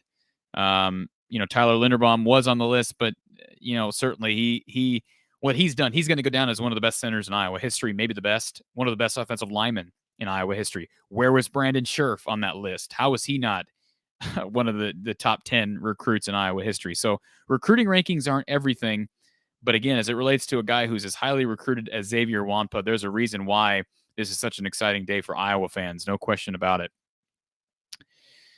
Absolutely. The real Hayden, this commitment was the best way to flush Saturday out of his memory. Absolutely agree with that. Hawkeye Basin, or Bassin, excuse me. He's got a bass in his picture, not a basin. Hawkeye Bassin. He's bass fishing. O-line, just as important as quarterback and coaching, in my opinion. Need a line who can protect whatever quarterback we got back there. I agree with you on that, but I would put quarterback slightly ahead because, again, regardless of how good the offensive line is, I think we've seen even when Petrus and Padilla have adequate protection, which hasn't been often, but when they've had adequate protection, it's a flyer. We don't know. Are they going to be able to complete a pass in the middle, throw a pass accurately? Certainly Petrus can't run the football. He's not mobile. I think it'd be helpful if Iowa could get a consistent mobile threat. Is Padilla that? I don't know. But I agree with you. O-line is right there as far as importance moving forward with this offense.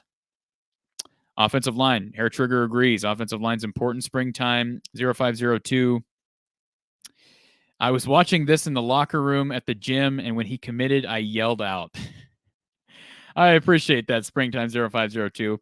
I hope you explained to everybody what was so exciting. It certainly wasn't me talking about it. It was the announcement from Xavier, but good to hear it made you happy, and certainly made a lot of Iowa fans happy. Had he not committed, it would not have been the end of the world. But, man, it has to make people feel a lot better knowing that he's coming to Iowa City to be a Hawkeye. Tyler Linderbaum going to the NFL top 10 pick. He has to go. I agree, Ralph. I'd love to think that he's coming back. I just don't know how he doesn't. I look at a guy like Desmond King. He was projected as a top 20 pick. He comes back as a senior, and his stock goes down.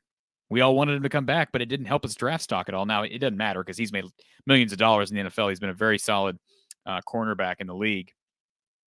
But absolutely agree with you. I think Linderbaum will likely be going, but no guarantees. Sarah Small, excuse me. I'm glad we got Xavier. He is amazing. I watched him play online against my high school. He is incredible. He certainly is, and he does it at every position he plays. It's not just safety.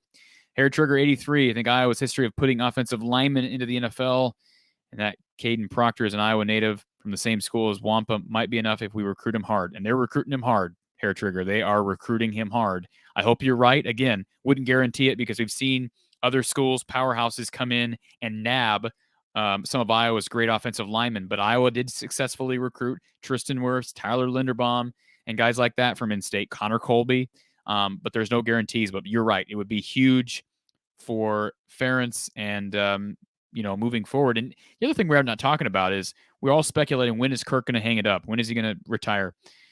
He said, according to reports, the Friday night before the Big Ten title game that he would be here for years to come. He would be returning in class for the 2022 season. And I would have to think that a guy like Xavier is sold on that. Now, there's no guarantee that when Kirk retires that Phil Parker is going to retire. But I would have to think that Xavier is confident that Kirk will be back for at least a couple seasons. But you got to recruit through the retirement phase. And you just, because people are going to use that against you. Schools are speculating with recruits. How long is Kirk actually going to be there? Do you really want to go with that lack of stability? Right now it's stable, but you don't know how long Kirk is going to be here. But I think if they can land Xavier and Caden, I wouldn't be surprised to see Kirk stick around for 3 to 4 more years. I'm not saying that's what I want or it's not what I don't want, but I'm just saying I would not be surprised if he sticks around for 3 to 4 more years. Hawkeye Bassin, there doesn't seem to be any pros of Lindy coming back. Already slated as top 10 pick. Don't know how much more attention he could possibly get. I agree. Nick, we need to lean away from stealing QBs that are on Tulane and Kent State's radar every year. Seems like that's the QBs we target. Now, I understand the frustration there. I do. But I don't think things are going to change. Right now, as far as the quarterback position, it is what it is. I don't think you're going to get some drastic change as far as who Iowa was able to grab on the recruiting circuit. I would like to see them go after the kid from Clemson. I don't know if they got a shot with him, but again, they have a relationship with him already, and it would be nice to see them actually make an attempt at nabbing Tyson. Okay, Michael. Hope Iowa gets a new QB's coach. Too bad they didn't get a new OC. Ken O'Keefe is, I believe, the highest paid quarterbacks coach in the country. He's the highest paid quarterbacks coach in the country. So I agree. Either a change needs to be made on the staff at quarterbacks coach, or a change needs to be made in salary, because right now it's not just Ken, but the quarterback development has not been what it needs to be. I think we know that. Offensive line development has not been what it needs to be right now. The offense in general, it also comes back to Brian, and ultimately it comes back to Kirk. So all that plays into it. Thank you for calling from the Hawkeye of the Storm. Who's on the line? Hello. Hey, Cory, it's Jared the actor. Hey, Jared the actor. How are you tonight? Doing great. So that's great news about Xavier signing on for the Hawkeyes. Yeah, it is. Didn't expect that at all. I listened to you guys' you and Mark's podcast yesterday, and what's your thoughts on like him signing for the Hawks versus Ohio State? Well, it's great. It's a testament to Kirk's ability to form a relationship with the kid, and I'm sure, I don't want to throw Ryan Day under the bus or the new coach at Notre Dame, but you'd have to think those guys probably brought up the fact that, hey, we're young, or I'm young as Ryan Day, or if I'm the guy from Notre Dame, Kirk Ferentz, how long is he going to be there? How long is Phil Parker going to be there? And apparently the relationship that Phil and Jay Neiman and Kirk Ferentz formed with Xavier was enough to offset the potential that any one of those guys could retire in the coming 3 to 4 more years. And that's a compliment to, again, the relationships that they build and the development that Iowa consistently produces as far as guys making it to the next level, especially on the defensive side of the ball. Yeah, no doubt. I mean, Iowa has a great pedigree of defensive backs. Desmond King, for example. But, the Iowa defense is already really good. Do you have any thoughts about, the offense not getting fortified? They got this great kid on the defensive side again, but the offense is still going to struggle next year. Do you think that matters at all? Do I think if the offense struggling next year matters? No, just the Xavier recruit matters big time for the Iowa defense, but the defense is already really good. For next year, I don't think it makes any direct. I don't see him coming in and just being a game changer. Like you said, this defense is good enough to be winning championships now. I mean, they won a championship. They won a championship with an offense that's not even top 100 in the country. So the defense is good enough to win titles now. The problem is, you're right, the offense. Is Xavier going to switch to the offensive side of the ball? I don't think that's going to happen. I have no reason to think that would happen. What I will say is the reason I'm excited about this commitment is because not only is he going to be a boost to Iowa's defense, but this has to help recruiting in general. It's going to help them land a guy like Proctor, and they need a lot of help on the offensive line. Now, Proctor's not a class of 22 guy, but they need a lot of help on offense. So you just hope that if other recruits will see a guy like Xavier, who is a nationally acclaimed recruit, and potentially that will help Kirk and this staff grab some offensive talent. Because you're right, the problem is on offense right now. It's not on defense. Yeah, thank you. I agree on that. It's a big day for Iowa recruiting with this land. Yeah. Just the last question then, but I've asked this before. I'm gonna ask it again. I think my last time I called in, I get quite the answer I was looking for. But do you think Kirk's going into the transfer portal to get a new quarterback, or are we stuck with Padilla and that same offense we had last year? Okay, so let me just make sure I understand your question. Are you asking me if I think he should go into the portal, or if I think he is going into the portal at quarterback? Yeah, so I'm just really nervous about next year with Petrus and Padilla, being the future of the offense. Do you think that Kirk will have the courage to go into the transfer portal, or is that going to be the future? I don't know if I attribute it to courage or lack of courage. I think if you had to put a gun to my head, I would say chances are Iowa will not get a transfer quarterback. If you're asking me if I think Iowa should look long and hard at a transfer quarterback, the answer to that question is absolutely yes. There's no reason at this point where the program's at, with how good the defense is, how good special teams is, and how underperforming the quarterback room in general has been, and the loss of Deuce Hogan, there is no reason not to go into the portal. And I mentioned, I don't know if you caught the beginning of our show, Jared, but I brought up the kid from Clemson. Tyson, again, I can't pronounce his last name, but Famachan, he's a guy who played with Nico Reganey in high school for at least a year or two, was a highly touted kid. He was recruited by Ken O'Keefe. He's dual threat. Iowa offered him. He just entered the portal this past weekend. If I'm Iowa, I am on the phone right now asking Tyson what it would take to get him to come to Iowa. Yeah, I couldn't agree more. We just need help on that side of the ball so badly. And, we can continue to be an excellent defense for years to come with Kirk and whoever his replacement is. But until we get that side of the ball working, we're going to be settling for some pretty average seasons.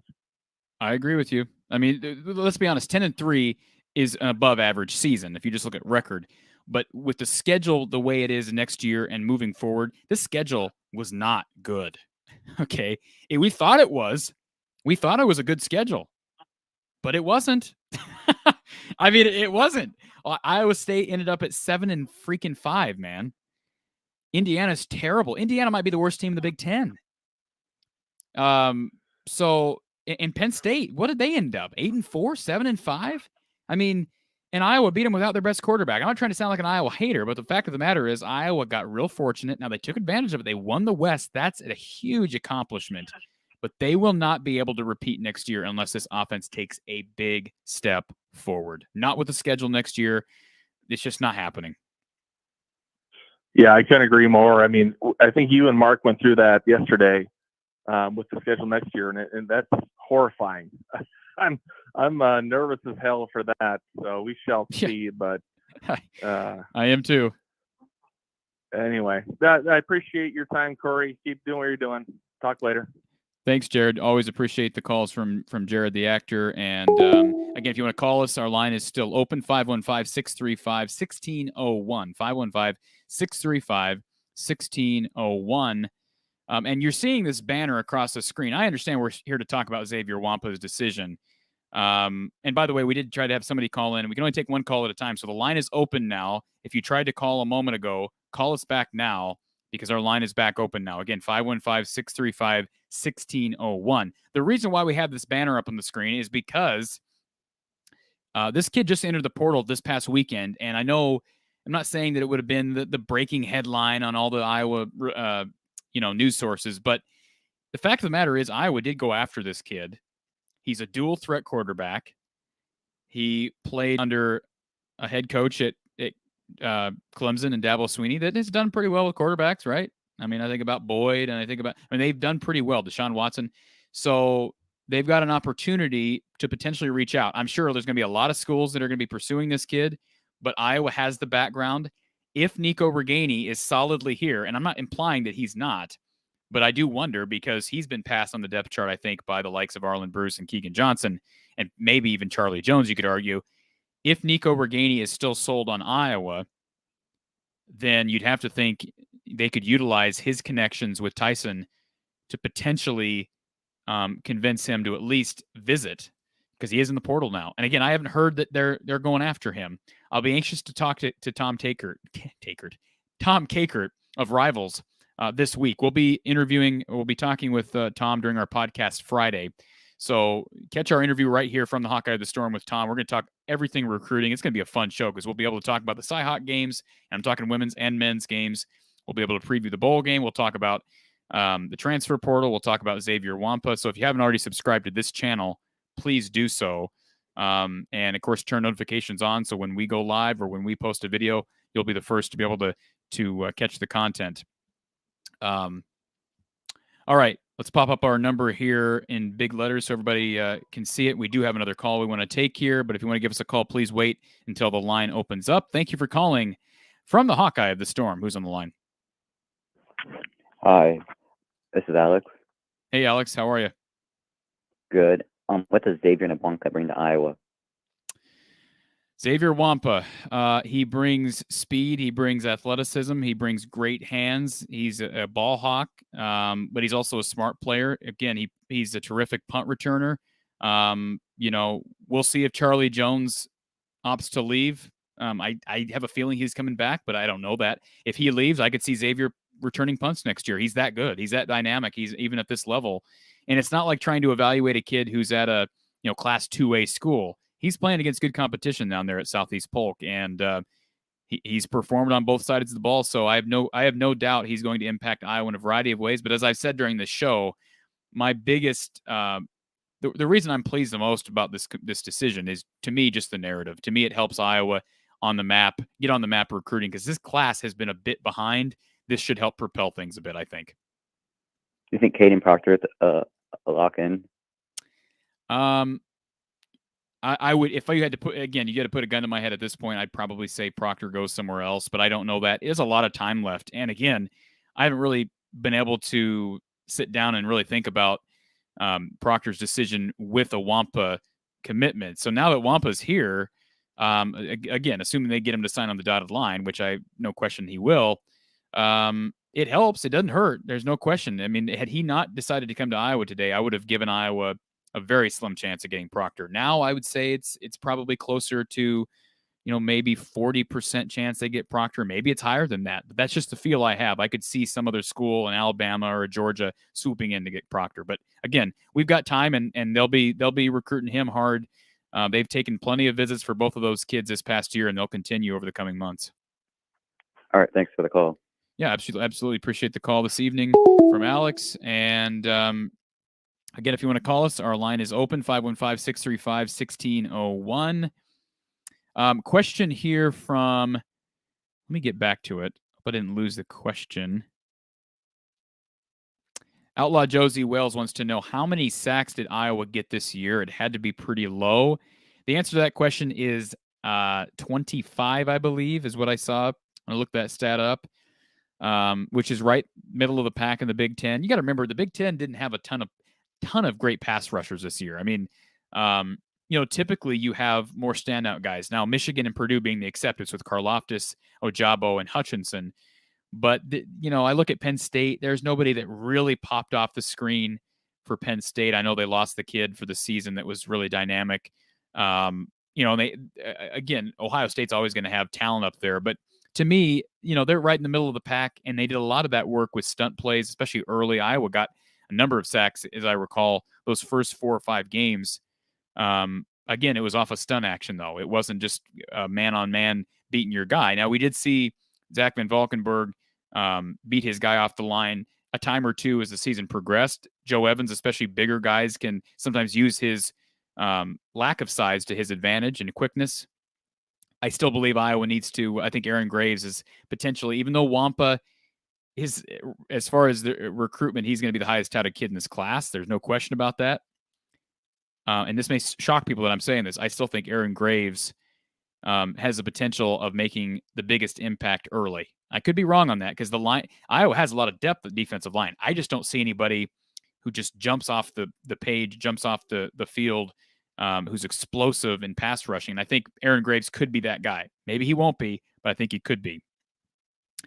Austin Jansen asks me, have you heard of any JUCO kids coming in? They will be fine in depth. I haven't heard, it's a little early. Usually we start hearing about rumblings of JUCO transfers, sometimes not until late spring, after spring practice and into the summer. I haven't heard anybody in particular. They typically, we tend to get at least a kid or two from the FCS level or the group of 5 level or a JUCO level. It seems like every year, Mekhi Sargent came here. Jack Heflin was from Northern Illinois. He came here. Xavier Williams from UNI. But again, those guys don't always work out. A perfect example is the kid from New Mexico. What was his first name? Quarles was his last name. But everybody was making a big deal about his commitment to Iowa, transfer from New Mexico, and he never played. Matt Quarles, I believe, is his name. So sometimes they work out, sometimes they don't. But Austin, I would expect, the coaching staff right now, this week as we speak, their focus is on recruiting, and what a huge day it is today. This has got to just boost the morale of the coaching staff as well, to be able to get a commitment out of Xavier, because it's never happened. Never got a guy this highly recruited. So it's a special day. Again, I know you can argue about recruiting rankings, but if you just asked me who's the highest recruited guy Iowa's ever gotten, strictly based off of rankings and hype, I wasn't alive back in the 80s and 90s, early 90s, but I'd have to say Xavier Nwampa's right up there, no question about it. Dennis, I would like to hear more about Joey Labus. He looked good in high school highlights. Dennis, I've heard nothing but great things from Joey. I'm not at practice every day. I don't see what he's doing, but I've heard nothing but good things from fall camp and in throughout the season. Again, he's not practicing with the ones, so you never know what that means, how things will change once we hit the spring. What I hope Kirk Ferentz in this offense does, I hope that they open this quarterback competition up this coming spring and let all of these players, and I'm including Carson May in that discussion if he enrolls early. I don't know that he has plans to, but if it's Labus, Petrus, and Padilla, play all three of those guys, give those guys reps at the one position, give them time throughout spring.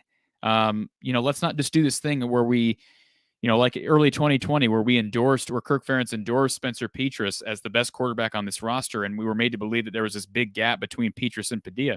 The fact of the matter was there wasn't a big gap there, but we were made to believe that, and we found out there wasn't a big gap. So I'm not saying that that's the reason why Deuce and Padilla hadn't taken over the starting role. Perhaps they just weren't as good in practice, but Padilla proved that on game day, he's right there with Spencer. They have different skill sets, but he's right there. Neither have been tremendous or terrific, but there's not this big gap. And I would be surprised if there's a huge gap with Joey Labus. I'm sure Labus is still learning the playbook and learning his reads. But let's be honest, do Spencer and Alex make great reads on the field consistently? I mean, it's sort of hit and miss. So, I'm excited about Joey, but we'll have to wait and see moving forward if he's able to potentially emerge, because Alex Padilla is a redshirt sophomore, so he's got eligibility out the wazoo left, and Petrus has got a couple years left if he wants it. So it should be an open competition, and whoever loses, I would not be surprised if we see another kid transfer. It might be Padilla, could be Petrus, could be Labus, but there's going to be transfers. I don't think it ends with Deuce. I would be surprised if all three of those guys are on the roster. Now they could be. We saw Iowa sustain three quarterbacks that were competing for the starting role back in 2013. It was Cody Sokol, CJ Beathard, Jake Rudock. They all stayed on that one line, so to speak, as we headed into fall camp, and then Rudock emerged. Of course, Sokol later transferred, as did Rudock, when CJ took over, but I would be surprised if that happens this year. Question here. I can't pronounce your name here. I'm going to butcher it. I'm not going to try, but Mr. Sato, hopefully I'm pronouncing that correctly. Defensive five-star should be flocking to Iowa. They're going to get a lot of reps with our derpy offense. Well, that's true. I think if you're an offensive player, you don't necessarily want to be on the field the whole game, despite the fact that you want to showcase your talent. Iowa's recruiting very well on defense. Cooper DeJean, Xavier Nwampa, we brought up, Deontay Craig's a young guy. Ethan Herkett's a young guy. They're both redshirt freshmen.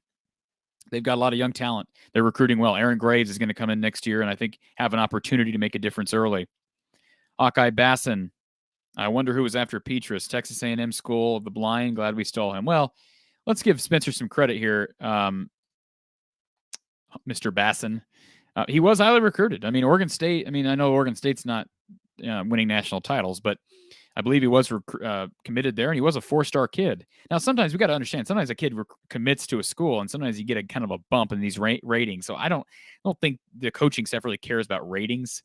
And I would say the same thing about Caleb Johnson. I like Johnson on tape, but if you watch Caleb Johnson, to me, he's not, at least in what he shows on film. I think Jazin Patterson's clearly the better prospect at this point.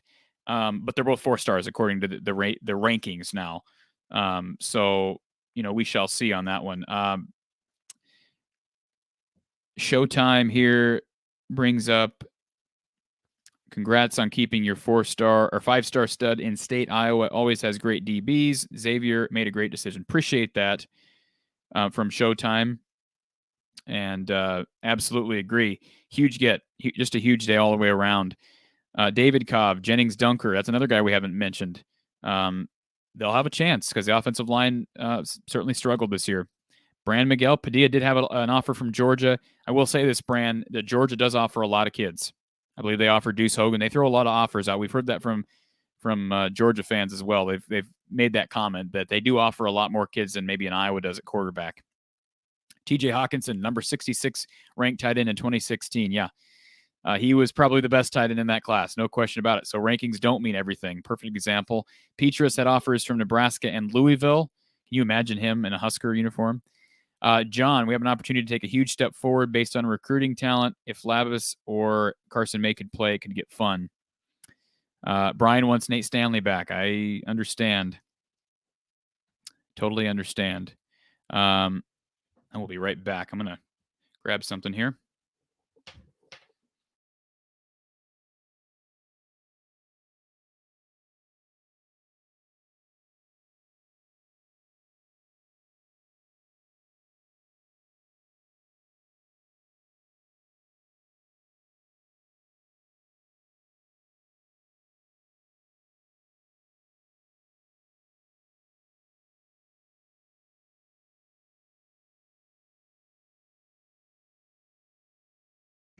You can't hear me. Now you can hear me. Pulled a Mark Rogers where I'm out of my seat for a while and nobody hears me. All right. Hair Trigger 83. Just about every job on the offense should be an open competition with how bad it was this year. Nobody should be safe except Linderbaum if he came back, which he won't. Yeah, you could be right. I don't think it's a done deal that Linderbaum leaves. I think it's likely that he leaves, but he loves his time at Iowa. He's made that clear. And boy, we'd love to have him back. But again, he is the hype around him and just his draft prospects are out of this world. So I would not be shocked to see him leave. Hawkeye Bass and Drew Tate was pretty phenomenal. He was for a while, he was good. I always had good quarterbacks, but also Drew Tate was undersized, never made it at the next level. Certainly Brad Banks is the best they've had under Kirk. Hayden Fry, obviously, he starts with Chuck Long, but Hayden Fry, they developed quarterbacks well at Iowa, and obviously they recruited well at Iowa. And it certainly wasn't just Hayden Fry, but you never know with some of these kids. Joey Labus could be the next guy. It's just, Dennis brings him up again. Yeah, it's possible. Again, I've heard nothing but good things, but we got to see him on the field first. That's what's so disappointing about Deuce Hogan. I don't normally say this about a third string quarterback because you trust the coaches typically to make those decisions about who's the best quarterback. But now he's transferred on. His mom goes on a rant on social media about how all the young players thought Deuce was the best quarterback. And I don't know if that's true or not. It's a mama bear protecting her cub. But I would have liked to have seen him. Is anybody going to argue that it would have been nice to see Deuce Hogan actually play on a Saturday? And let's be honest. It's not like the guys in front of him were tearing things up. So it would have been nice. It's frustrating. If Deuce Hogan goes on to transfer somewhere and starts and is really successful, that's a scary thing. It's not going to look good for this coaching staff. Ralph brings up, Matt Roth, another really was he a 5-star? Yeah, he was a 5-star, I guess. 2005. That 2005 class was really good, wasn't it? And again, Doring really didn't pan out. Dace was a really good player at Iowa. His career in the NFL was kind of cut short with the Giants, but that was an excellent class. John, I might be wrong. I feel like Stanley at least had a much stronger grasp of the offense. Absolutely. Absolutely. He had a lot more. The coaches gave him a lot more leeway, a lot more freedom than either of the guys that are playing right now at quarterback. Erica, what do you think Kirk's plan is to improve the issues we have on the offensive side of the ball? Well, I don't know what his plan is. I can tell you what I would do. I'd be hitting the transfer portal hard right now for a quarterback. Because that's where your problems start. Now, the offensive line needs a heck of a renovation. They've got a new offensive line coach in George Barnett. He's only been here for a few months. You hope that he can really take control of that, quarterback room, the offensive line room. Ken O'Keefe needs to coach better. Quarterback development's important. He's a full-time quarterbacks coach. A lot of schools don't even have a full-time quarterbacks coach. The offensive coordinator coaches quarterbacks. Here, the offensive coordinator, Brian Ferentz, coaches tight ends. So Ken O'Keefe, the highest paid quarterbacks coach in the country, you got to develop quarterbacks better. We don't need our quarterbacks. Spencer Petras and Alex Padilla have individual trainers and quarterback coaches that they go see and work with in the offseason. That's not a compliment to Iowa's development at quarterback. And you could say, well, that's just the era we live in, Cory. You're going to have guys who hire their personal trainers and hire their personal coaches. Why does Iowa have a full-time quarterbacks coach then? It's frustrating. It's frustrating. And hopefully, I like Ken. I think he seems like a nice guy. I think all of them have to coach better, right? That's why I'm not ripping Spencer or Alex or any of the guys on the offensive line. The coaches have to coach better, and they can take that criticism. That's what they're there for. Hello, Sunny 1433. Good to have you with us here this afternoon. And yes, Erica, again, the transfer portal. I brought this up a couple of times during our live broadcast this afternoon. Tyson Famachan, if that's how you pronounce his last name, the Clemson quarterback, has entered the portal. He entered the portal this past weekend. He was recruited by Ken O'Keefe, played high school ball with Nico Reganey. I have no reason to think Iowa's recruiting him now, but I have every reason to think they should. Again, we'll see. I would hope that there's some phone calls being made at this point.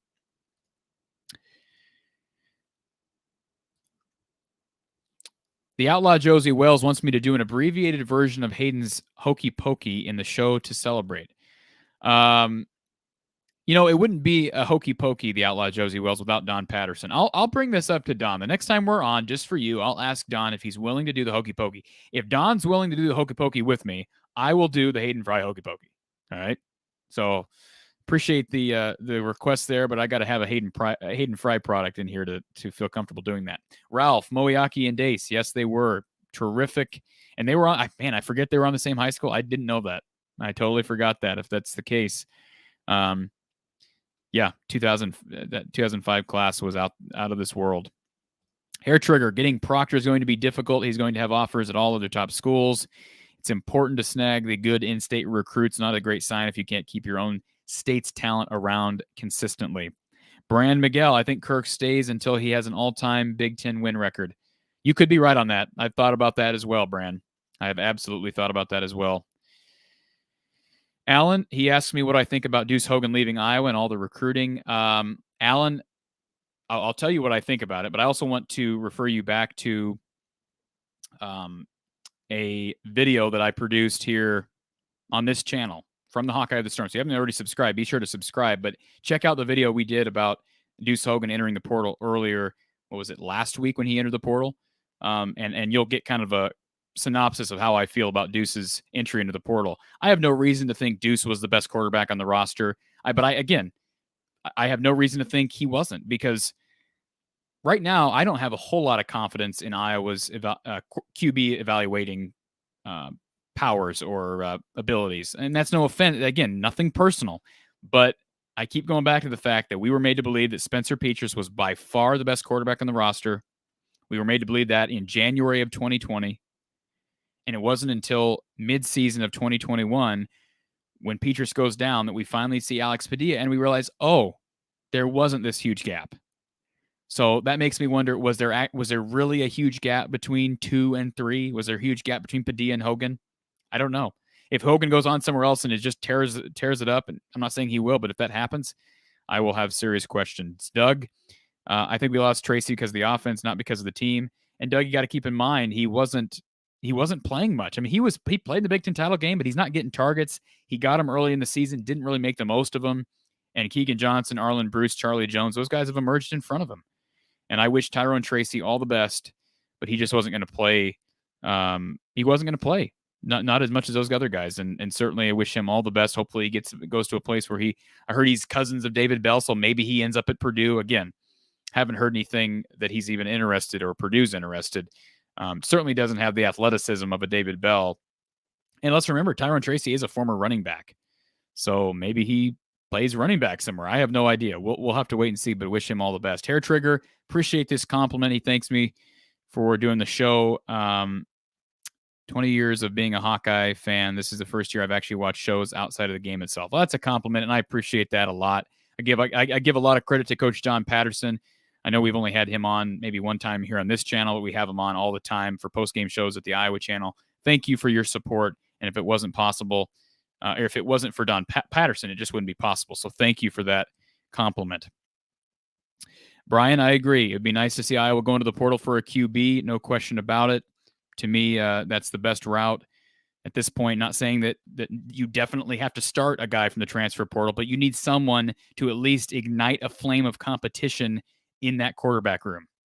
And hopefully it's Joey Labus. Maybe they won't need to go to the portal. Maybe Joey Labus will light a fire. But they need to do something there. I agree. Please, I haven't mentioned this earlier, but if you're enjoying the show, you're enjoying the content, please share the show out in social media. It would help me. It would help us immensely to grow. Coach Close and I are on after pretty much every Iowa basketball game for Iowa post game.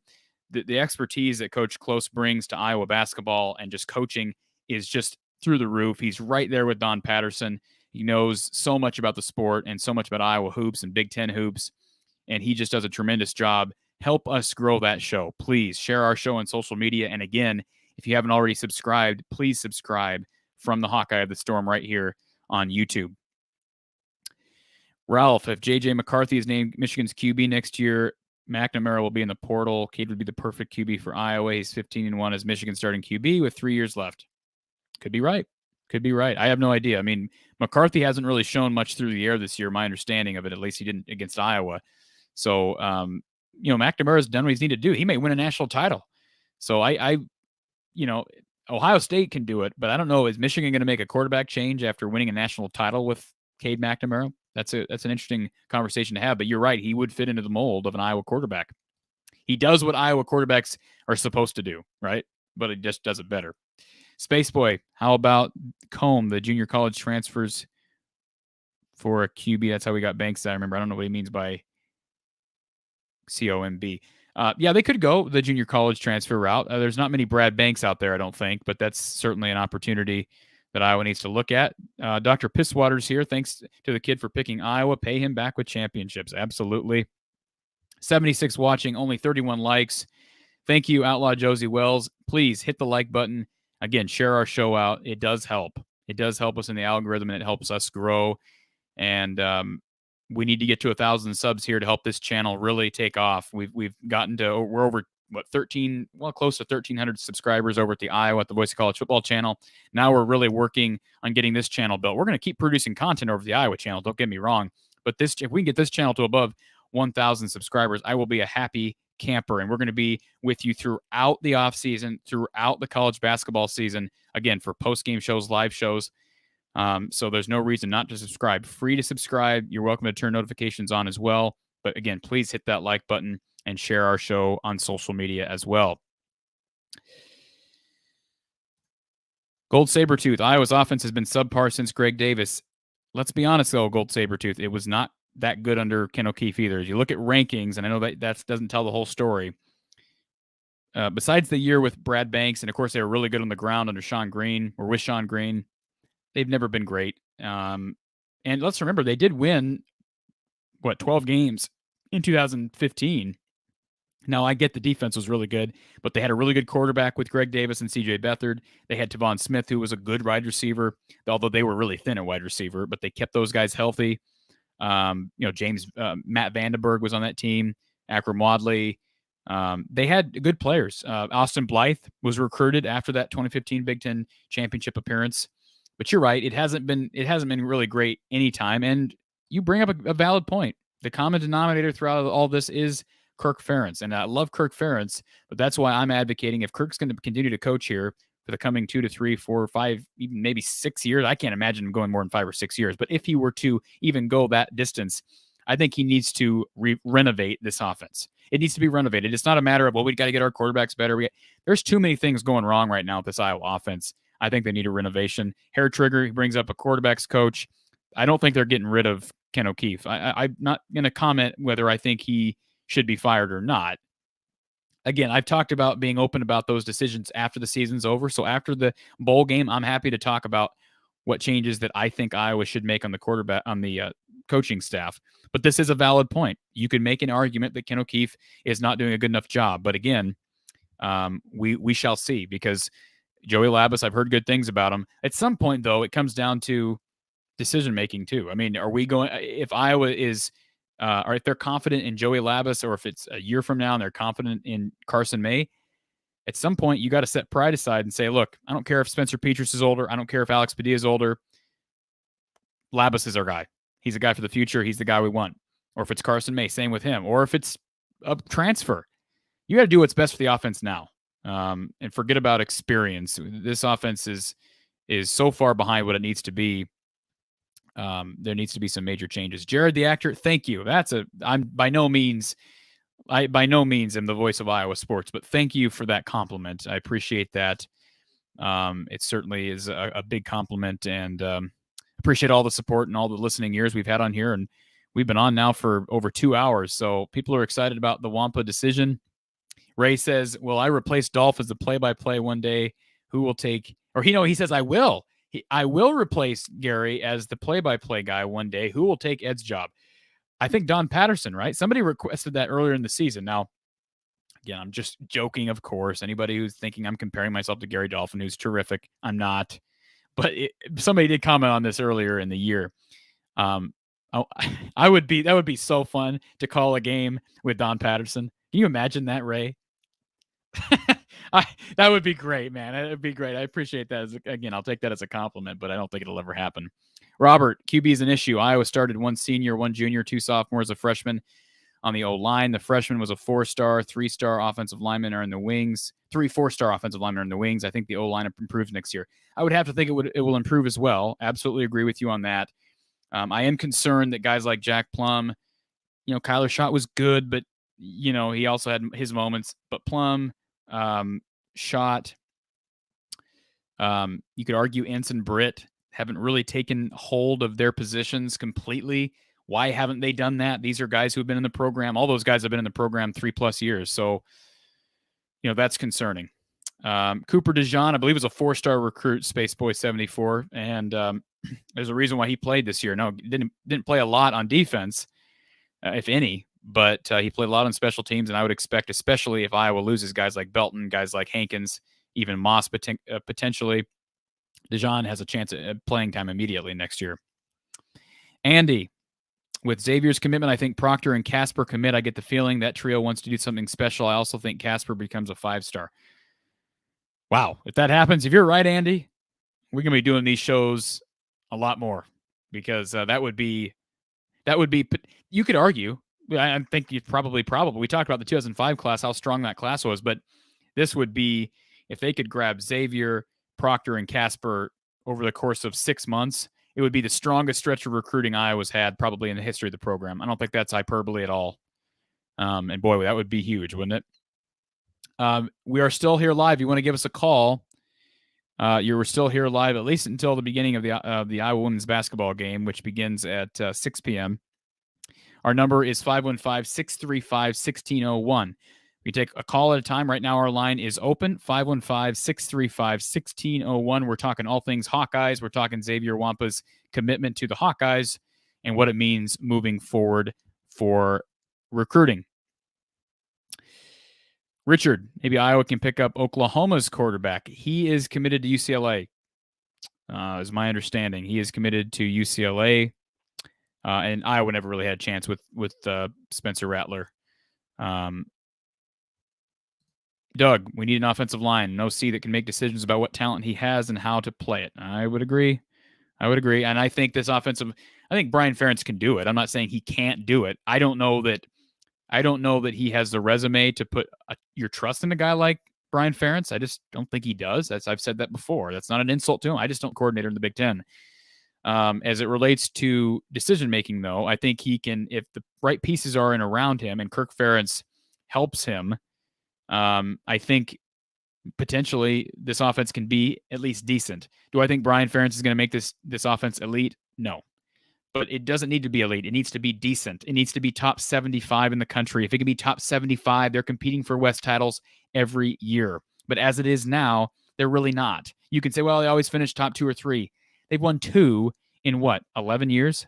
2 division titles since the divisions began, whatever it is. So, yeah, all these guys, it comes down to coaching, and it needs to improve. Hair trigger. Normally I'm fine with third string not getting playing time, but it's not like we had anything to lose with giving him a shot this year. That's the frustrating part. Charles Pinster, Joey Labus does look good on film. And again, I've heard nothing but good things about him in practice this fall. Doug, you're right. 10-3. Not sure what the upside of playing the third string was. Well, Doug, here's the thing. I think Don Patterson would agree with this. I don't want to speak for Don, but you can win a lot of games in spite of your quarterback, Doug. You can win a lot of games in spite of your quarterback. And coaches say it all the time. Don Patterson has said it. We oftentimes give way too much credit to quarterbacks for losses and way too much blame to quarterbacks credit to quarterbacks for wins and blame to quarterbacks for losses. And I think we need to be careful about how much credit we give to Spencer Petras and Alex Padilla for 10-3 this year. I'll just leave it at that. I'm not saying they had nothing to do with it, but I think we be careful to not give too much credit to either of those guys.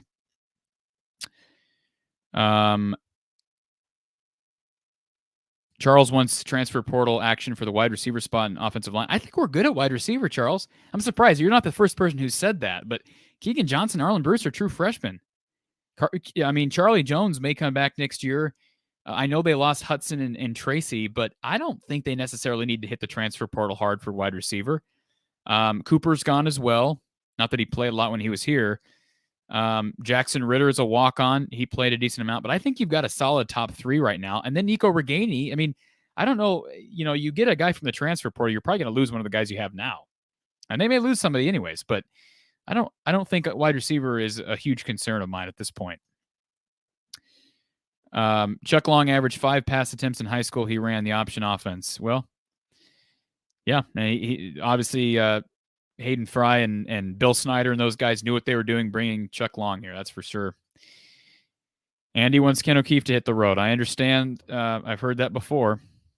And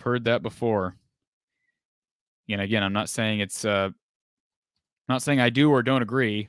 I think at this point, I don't see the point of talking about it at this point. There's no changes that are going to be made between now and Kentucky. So, we can have those discussions. I'm fine with having those discussions, especially after the bowl game. Offensive line was not moving the defensive lines off the ball, made for terrible QB play. Here's the thing, though, Doug.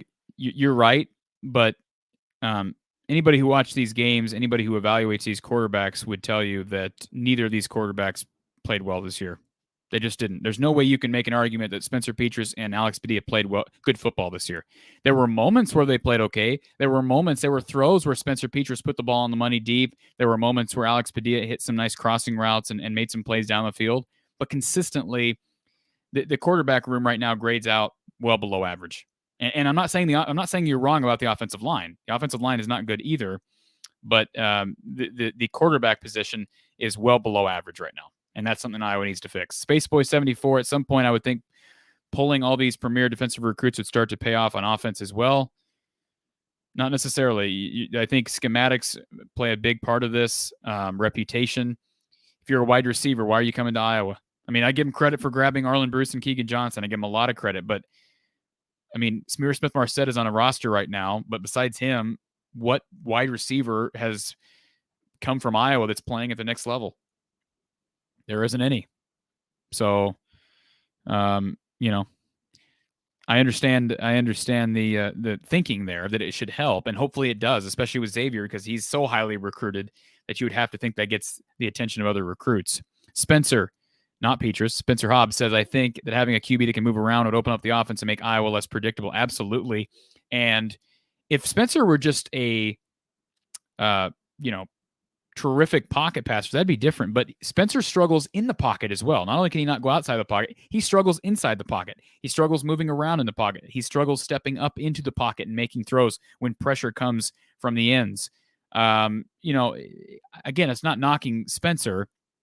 I don't think he always goes through his progressions as well as you'd like him to.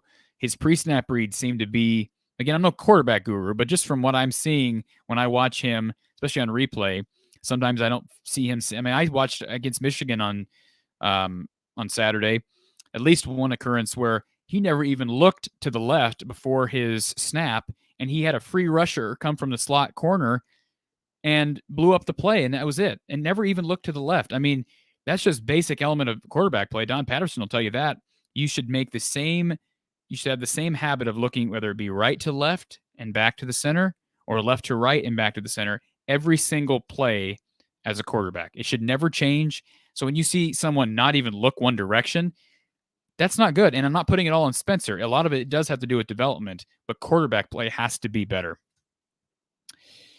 Jared, I've heard this before. I've said it before. Can we swap Iowa basketball's offense with Iowa football's defense? I think both teams would be champions. I'll tell you this, based on what I've seen from Iowa basketball, and these words could come back to bite me. Based on what I've seen from Iowa basketball's defense, think the defense for Iowa basketball is closer than the offense for Iowa football. And it's specifically because of personnel that Iowa basketball has. The athletes, the length, I think Iowa basketball has an opportunity to fix some of its issues quicker than Iowa football does. Doug, you're right. It was offense was just bad altogether. Bear Grylls, Tracy has not looked good, had drops. Isn't this the second team he left? I don't believe this is the second team he left. I don't remember where, he was from Indy. I believe he committed to Iowa at high school. I could be wrong on that, but no, I believe this is his first school, and I wish him all the best. He did have drops. That's a fact. He did have drops, but I wish him the best moving forward. Aaron Rodgers, only a 3-star from Spaceboy, and thank you for the compliment. Appreciate that compliment. We've stayed on here a lot longer than I expected, and that's okay. Enjoying having these discussions with you all and talking about a huge day for Iowa recruiting.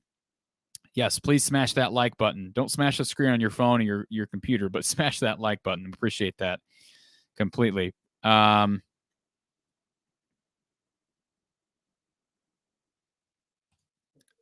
this narrative as well, and you could be right. I mean, you are right to a degree, right?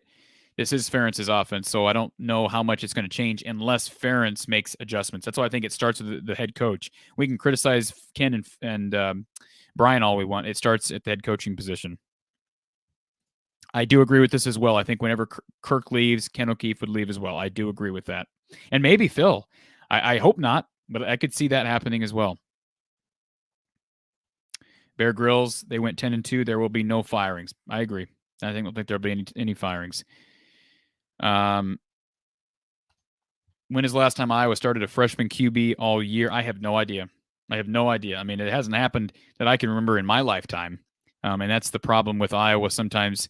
I understand why. You want to go with experience. You want to go with a guy who knows the playbook. But with where the quarterback position is right now, it's pretty. I will say this: if right now you look at this quarterback room and you compare it to all other quarterback rooms under Kirk, I think this is the weakest quarterback room, at least on paper, that I can remember. I mean, what other quarterback room would you rate below this? I don't know that there has been one. Maybe early in the Kirk era, the head coaching era for Kirk. But it's bad right now. Charles Pinster, yep, you're right. David Bell did just declare, as did Karlaftis, I believe. At least that's the word on the street. Gerald does not want Rattler, and we're not getting Rattler again. He's going to UCLA. It sounds like. Spaceboy wants myself and Joel Klatt. Yeah, that'll happen. I want Don Patterson. I want to do a game with Don Patterson. That'd be awesome. Spencer, going for more QBs that are close to Beathard and are somewhat mobile would be good for the offense. I agree. And let's give credit where credit is due. Even Nate Stanley had the ability to spin out of the pocket and throw. Right now, we've digressed as far as mobility in the pocket. Alex Padilla is more mobile, but he's still a pocket passer. And Nate Stanley did what he could do, but he was still a statue back there. Absolutely true.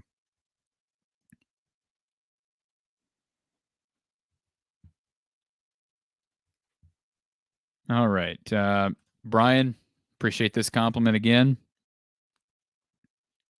Robert says 2002 versus 21, same head coach, dramatically better offense. Why? Gallery, Nelson, Porter, Steinbach, Lightfoot, of course, Banks, etc. But the line was different. So, yeah, that's true. But I guess what I'm saying too, Robert, is you can't always rely on having, how many, all Big Ten offensive linemen. It's just not reasonable. It's not going to happen. Not at Iowa.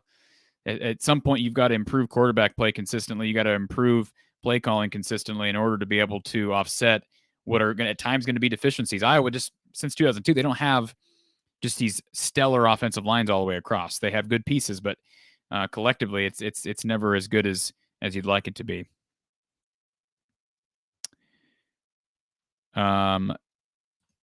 Spencer says, I think Iowa has a better chance at landing Casper, mostly due to family ties. Yep, they need to take advantage of those ties, and that's what they're doing. I have no question, no doubt about that. Proctor, I think, will go somewhere else. I would guess the same.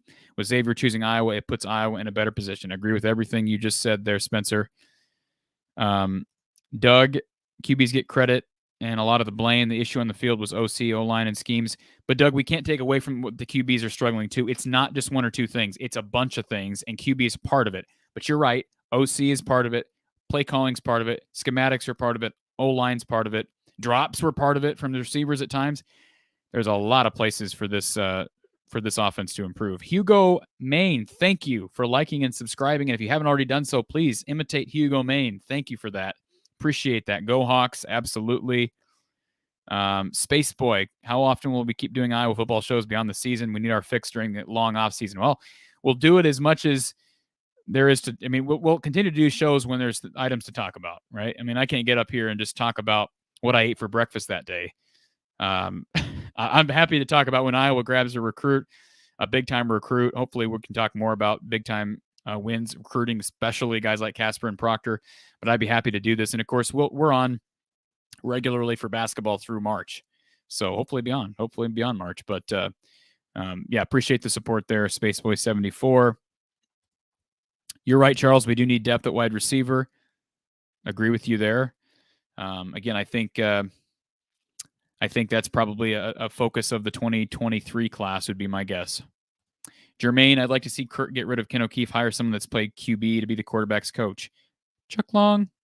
Anyways, yeah, probably not going to happen though, Jermaine. They're Ken and Kirk are very close. Whether you want it to happen or not, I don't think it's probably going to happen. I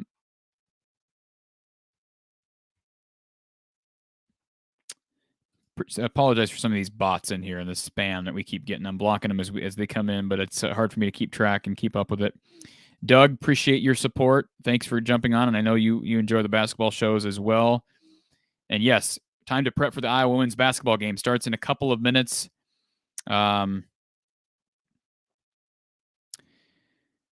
Football background. My football background? Amateurism, Space Boy. That's how I'd sum up my football background. Amateurism. I love the game of football, but I was never I think I'm a decent athlete, but I'm obviously never had an opportunity to play, college football or anything like that. But amateurism, that's how I'd sum it up. Proctor is a junior. I believe Casper is class of 2023. Am I wrong on that? Let me grab Casper. I don't believe Casper is a senior, but I could be wrong. Kyler Casper, yeah, he's 23. He is 23. And certainly Casper would help Iowa at wide receiver. I did see Kyler did retweet Xavier's commitment. Maybe that means something. Maybe it doesn't. Probably doesn't. But, man, it would be great to get both of those guys along with Proctor. Ed Hinkle, Brad Banks, Fred Russell, good old line every week. Ed was getting a Sports Center top 10 catch, yeah? It was a fun offense. I mean, I was too young to really remember that, honestly. Should Iowa add a transfer wide receiver? Well, Charles brings up a good point. Depth is important. I don't necessarily think they have to, but depth is important. I think they really need to recruit wide receiver strong this coming year. But it probably wouldn't hurt to get some depth there. But I just don't know how you sell that to a transfer wide receiver right now. How do you sell playing time to a transfer wide receiver when you have Tyrone Tracy transferring out because as a upperclassman, he lost out on playing time. And then you have four guys who are going to be ahead of you almost guaranteed. And if they're not ahead of you, you really think Nico Bergani is going to stick around if he's the fifth receiver on the team? I don't. So it'd be nice for Iowa for depth purposes, but I don't know that it'll happen. Spaceboy, what position is this Proctor kid? How is he tied to Xavier? They play together, both at Southeast Polk. Let me pull up Caden's recruiting profile. Caden 6'7", 300 pounds, class of 2023. He's rated as the number 1 tackle in the country and the number 11 offensive tackle, number 11 player in the country. Sound familiar? Very similar to the profile of Xavier Nwampa, except different position. So, and right now, Alabama's in on him hard. Arizona's in on him hard. Arkansas's in on him hard. Basically everybody. Iowa State's after him. Michigan's after him. Ohio State wants him. Miami wants him. So, long ways to go. Long ways to go on Caden. But I'm sure I have no doubt that coaching staff is working their tails off on him, especially now that Xavier is committed, man. And he's going to be imagine how much of a help here these next few months Xavier is going to be. I mean, he wants Caden to go where he wants to go, I'm sure. wants him to do what's best for him. But I'm sure Xavier is going to be trying to recruit Jaden to play with him, and boy, that would help. Yakov 22, Ferentz ain't going full air raid. I know he's probably joking around, but you may want that. That's never going to happen. Mark Miller, I agree there are lots of issues with the offense. I think it's underestimated how much negative effect the wide receiver drops had on the flow of the offense. Agree. Brian Long says, go after Max Johnson, Jake Johnson from LSU. And the portal continues to fill. I mean, it just every day there's more and more guys. There's going to be plenty of opportunities for Iowa to recruit players. John, Xavier committed on the same day David Bell declared for the draft. What a day. Absolutely. Hugo Main, Abdul Hodge would be a great coaching staff addition. That's an interesting suggestion. I believe Abdul, I could be wrong on this, but I believe Abdul Hodge is coaching. Where is he coaching? I want to say he's up in the Dakotas somewhere. Somebody do a Google search for us real quick. Where is Abdul Hodge? I think he's coaching with Brandon Snyder, former Iowa safety. I could be wrong on that, but that's what I last heard. Spencer asks, who do you see taking the program over when Kirk retires? I think it'll likely be someone already in the program. If you didn't catch this, Mark and Rogers and I have talked about this over in the Iowa with the Voice of College Football channel multiple times. I've talked with Don privately about it, but I think it depends on when Kirk retires. If he's here for 5 to 6 years, who knows? If he leaves in a year or two and Bob Stoops is on the market, I think Bob would take this job. I do. I think Bob would. I could be wrong. I think Bob would take this job, even if it's just for 5 or 6 years. Bob Stoops would be my number one target, and then I'd probably go. I think you already have a feel for, is Phil Parker interested in coaching here? And I believe we did just miss a call, and I didn't see it come in here. If you just tried to call, give us a call back. It did not pop up on the screen here, which is strange. So I think we've got him back here. Thank you for calling from the Hawkeye of the Storm. Who's on the line? Hey, Cory, this is Vincent. Hey, Vincent, how are you? You found our other channel. That's good for you. Yeah, doing pretty good. I just caught the commitment announcement from Nwampa, which is great news. It's always good to see an Iowa kid stay home. And hopefully, because Proctor, isn't he a Southeast Polk kid too? Yep, they're on the same team. Yeah, hopefully he can have some influence on him and Casper and reel some more guys in for us. I wanted to ask you, did you catch wind of the letter? I think it was Deuce Hogan's mother had sent out after his transfer. Did you catch that? Yeah, I actually talked with, you might have missed the end of our show, but I talked with Don about that late Sunday night. Oh, okay. Yeah, I did catch it. And again, it's a mother sticking up for her child. I don't know if you read too much into it. We'll never know. I mean, if Deuce goes somewhere else and tears it up, then we'll look back and think, well, I guess our QB evaluation really sucked. But I at this point, I don't think you can make that declaration. We'll just have to wait and see what happens. I would have liked to have seen him on the field at some point. I mean, it's not like QB play has been strong. It would have been nice to at least seen what he could have done. But listen, the comment that Kirk Ferentz made, and I know he apologized for it, the comment Kirk Ferentz made was completely unacceptable. It was just totally inappropriate, and he's owned it. I mean, you can't make a comment like that about your third-string quarterback and expect him to stick around. Yeah, that's actually kind of why I was calling to make that comment. Because Kirk Ferentz always, he does things right in the eyes of the media. He's always politically correct. He always has the persona that you would think a head coach at a Big Ten university would have. And I was surprised by it. And I know it wasn't intended to be demeaning in that fashion, but I was calling in just to kind of get your opinion, which you already kind of just said. It was completely demeaning. Can you imagine being Deuce Hogan and you're working your tail off every day for 2 years with this program? You never get to see the field. You're never even talked about. And finally, the media asks about you. The media asks at the very end of another long, grueling season, the media asks, hey, were you thinking about, playing Deuce? Or did you think you might have to play Deuce this week? And your head coach, who's supposed to have your back, says, well, with all due respect to Deuce, if he was starting, I would have stayed home in Iowa City. I mean, that's just totally inappropriate. Yeah, no, it is. It especially is to the player. But I get kind of what Kirk was saying is, hey, we just don't think he's prepared. But he completely jacked it up when he opened up his mouth. And what I was wanting to say was, I know Kirk has a protocol on Twitter and all that kind of stuff, right? Well, Doesn't I he think have, there's some protocol. He's really loosened things up since the issues last year. Well, I know in his career he's been really adverse to, players getting on social media because of these very instances. Like Tyrone Tracy got, which I know Kirk did back him up, but Kirk's always been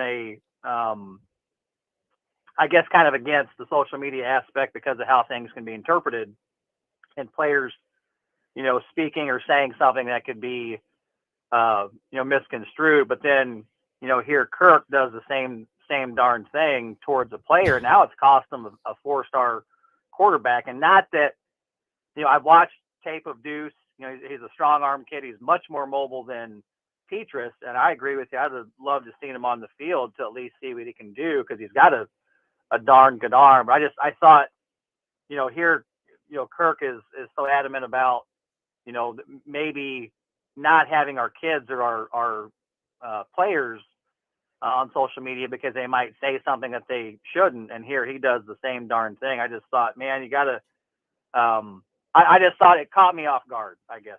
I agree. I agree. It's just, and that's the thing. Vincent, from listening to me long enough, that it's just like the Michigan fans that got PO'd because I predicted Iowa would win. I don't care.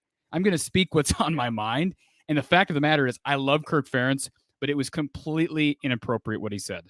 There is no way to sugarcoat it. I get so tired of people wanting to be politically correct about stuff. You can respect someone and call them out for this. And I have no problem with Deuce Hogan's mom saying what she said. She's sticking up for her kid, and she obviously believes that he was the best quarterback on the roster, but probably every Alex Padilla's mom thinks he's the best quarterback on the roster. So that doesn't necessarily mean that's true, but it is a fact that Kirk Ferentz should not have said what he said. And I don't know if you watched our show after the Nebraska game, Vincent, but somebody called in and asked Don and I, asked some question, but commented that, hey, Kirk just said that had Deuce started, he would have stayed home. And you may not remember this, Vincent, but my first reaction was, oh, that's not good to say. And everybody kind of downplayed it. And what do you know? Less than a week later, he's gone. And it just wasn't the right thing to say. It certainly wasn't the right time to say it. Absolutely not, and especially from Kirk, because he's always pretty conscientious of what he says, to the media.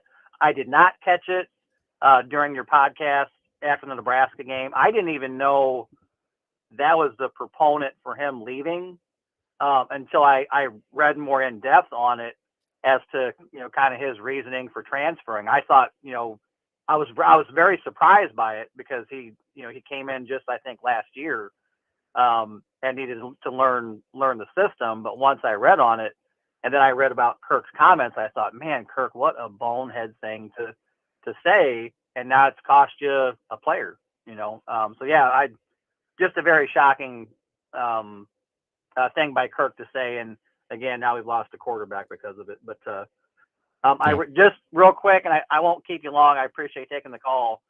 I ran into a Kentucky fan here in the Bettendorf area, and I had asked him if he was going to be catching the bowl game. And at first he looked at me like he didn't know what I was talking about. Once he saw my Iowa hat, he put 2 and 2 together. And his statement to me was, boy, I sure hope we can stop their offense. And I told him, I don't think that's going to be a problem. So we'll see how, and maybe he was being sarcastic. I don't know. But anyway, I'll say this, Vincent, real quick before you hang up. If there's any program out there that I wouldn't mind losing to, I'm not saying I want Iowa to lose. There's no question about it. But I will not be, crying in my bed because Iowa loses to Kentucky. Do I think they're going to lose? No, probably not. I think Iowa's got a good shot at winning that game. But I have a lot of respect for Mark Stoops, and I think he's done a terrific job there. And I'm glad they're playing the team. I know nobody's excited about the game, and I'm not excited. But again, I think Mark Stoops is a class act, and it's a cool storyline having him and Kirk match up. Yep. No, I agree. Yep. Anybody that comes back as a former Iowa player, you want to beat, whatever team they're coaching on, but on the inside, even if you lose, you're not mad about it. Right. Exactly. All right. Well, I certainly appreciate the time. I just was curious if you had seen the letter by Deuce's mom and had any info on that, but it sounds like you do. And are you going to be having, with the football season over, are you just going to be doing the basketball podcast now? Well, I mean, we'll still be doing the basketball post game with Gary Close, but we'll still have our weekly podcast. Like this week, we're having Tom Kakert on our podcast, so we'll be releasing that in the coming days. We'll be doing a special series of interviews with some of Iowa's future recruits. Aaron Graves will be on our podcast next week. So we got a great docket of content coming up here. And then, of course, we'll be live like this. If there's a big storyline, we'll be live taking calls. Okay. And then lastly, I know we can make a donation to your channel, correct? Yep. There should be a link. I hope there's a link. Is there a link in the description? Oh, when I'm on my phone, I can't pull up the... Let me look. I think there's a link. And if there's not, then I need to go in there and change that. Let me check here. Well, I got you on the phone. Sure, no problem. I bet you Tyrone Tracy goes to his brother's committed to Miami of Ohio. I bet you that's where he. Yeah, I've heard people speculate on that. I keep hearing people talking about Purdue being a destination, and I don't know where we're getting that. I mean, I know David Bell apparently is his cousin. I guess I really never knew that. Yeah. Well, I know his last. Or his final three were Iowa, Louisville, and I think Northwestern. So I don't know if they'll play a factor into it. I've heard other outlets say that, he even, just because he's put his name in the transfer portal, he hasn't announced himself he's leaving, and I haven't seen it. He has. He announced it today. Oh, did he today? Okay. Yeah, he did. So he's gone. Okay. Yep. He's I wouldn't be surprised if it's Miami of Ohio where his brother's at.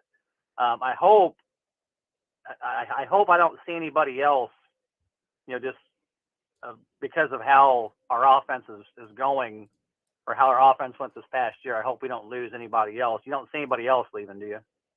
I mean, I just total speculation. I threw out the name yesterday, Nico Bergani. I hope he doesn't, but just the fact that right.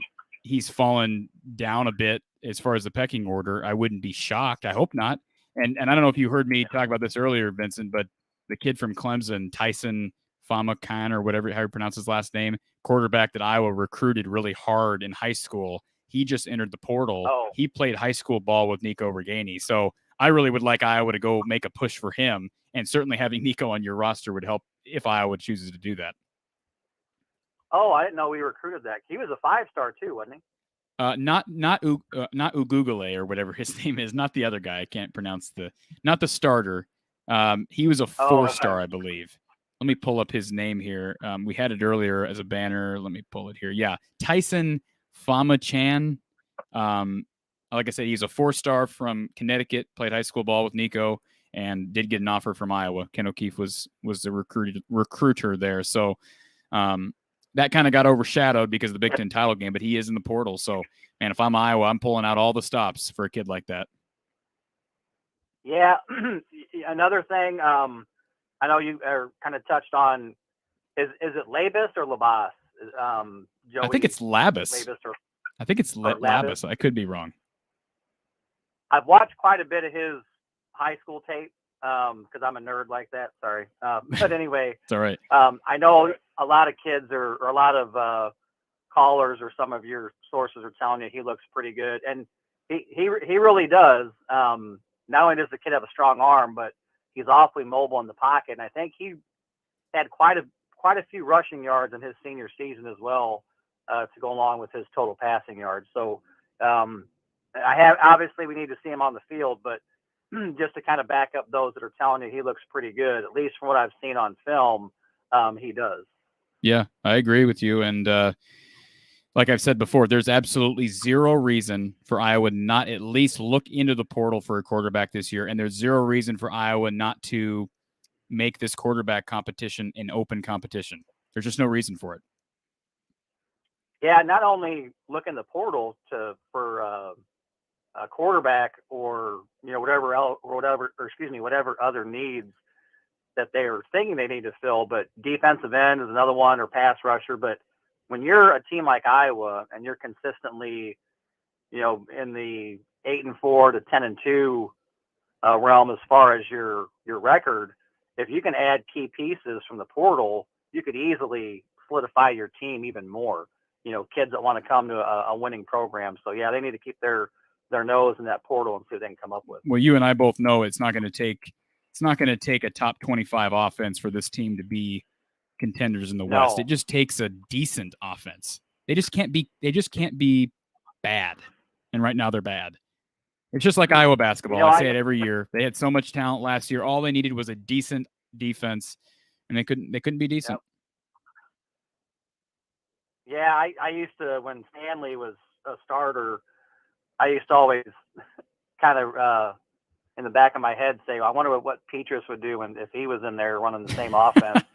And Petrus makes Stanley look like a combination of Tom Brady and Joe Montana. So I think that just goes. I wouldn't even be surprised if you see Petrus, transfer out to a Pac-12 school somewhere closer to home that has an offense built more around his talent. But anyway, as always, Cory, greatly appreciate you taking Vincent, the call. I want to bring up real quick for hang up. It wasn't. I appreciate you bringing that to my attention. The donation link was not in the description. I added it in now. So if you don't see it in your description, just reload the video. It's in the description, the donation to the channel link. So I appreciate that. Yeah. I just wanted to make a donation. I didn't see it initially, so I'll just call, or next time I call, ask them how to do that. So okay. You got a great channel, Cory, man. Keep it up. Thanks, Vincent. Have a great day. All right, brother. Have a good night. Appreciate that call from Vincent. And as you can see here, an update here early, Iowa State leading Iowa. It's now 15-14. 15-14 is the score between the Hawkeyes and the Cyclones. So Iowa women trying to get a win before the big game tomorrow night. Of course, I'll be at that game, and we'll be recapping the game with Coach Gary Close. Did have somebody try to call while Vincent was on the line. If you tried to call us, you can give us a call back, 515-635-1601. 515-635-1601. And again, we're talking Iowa football. We'll talk Iowa basketball, whatever people want to do. I'm hanging out with you as long as we have people listening and commenting, calling. It's a great day because, as you know, as you probably have heard already, if you're just joining us, Xavier Nwampa is an Iowa Hawkeye. Huge, huge decision for the Hawkeyes. Just a big-time recruiting win for Kirk and the staff.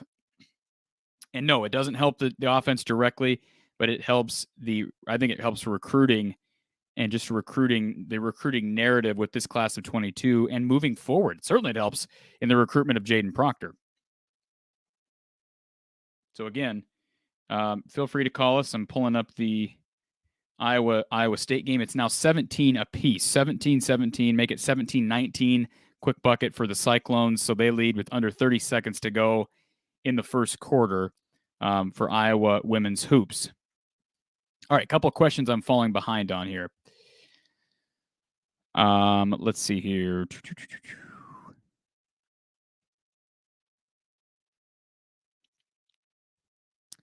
All right. Hugo Main says, what can Xavier legally do to recruit players? I watched his interview with Rivals, and I was like, wow, don't say that maybe I'm just wrong. There ain't no rules, Hugo Main, for these players. These players aren't signed. He's just committed right now. He hasn't even signed on the dotted line. Even if he was, it wouldn't matter. He can tell Jaden, he can say whatever he wants to Jaden. So the coaches can't publicly, but absolutely, he can say whatever he wants to say. Spaghetti Factory. Is this guy going to be the next Bob Sanders? Well, he was a higher recruit than Bob Sanders. I certainly wouldn't expect him to turn into the superstar that Bob Sanders was, but one of the best safety recruits, no question, along there with Jordan Bernstein that Iowa has gotten since Bob Sanders was here. Thank you for calling from the Hawkeye of the Storm. Who's on the line? Hey, what's going on, Cory? This is Justice from Georgia. Hey, Justice, how are you tonight? Pretty good. Kevin Paul, the YouTube handle. Yeah, hey, Kevin. I always forget that Kevin Paul is actually not Kevin Paul. Yeah, I gotta maneuver through the government shields. That's okay. That's all right. And I did see your comment here about no matter what, it's not the players who suck. It's the lack of high octane play calling. And I would agree, but I think there's no denying the fact that the quarterback room is not. It's probably lower tier of the Big Ten if you just evaluated player talent levels right now. Right. It's kind of hard to type and really get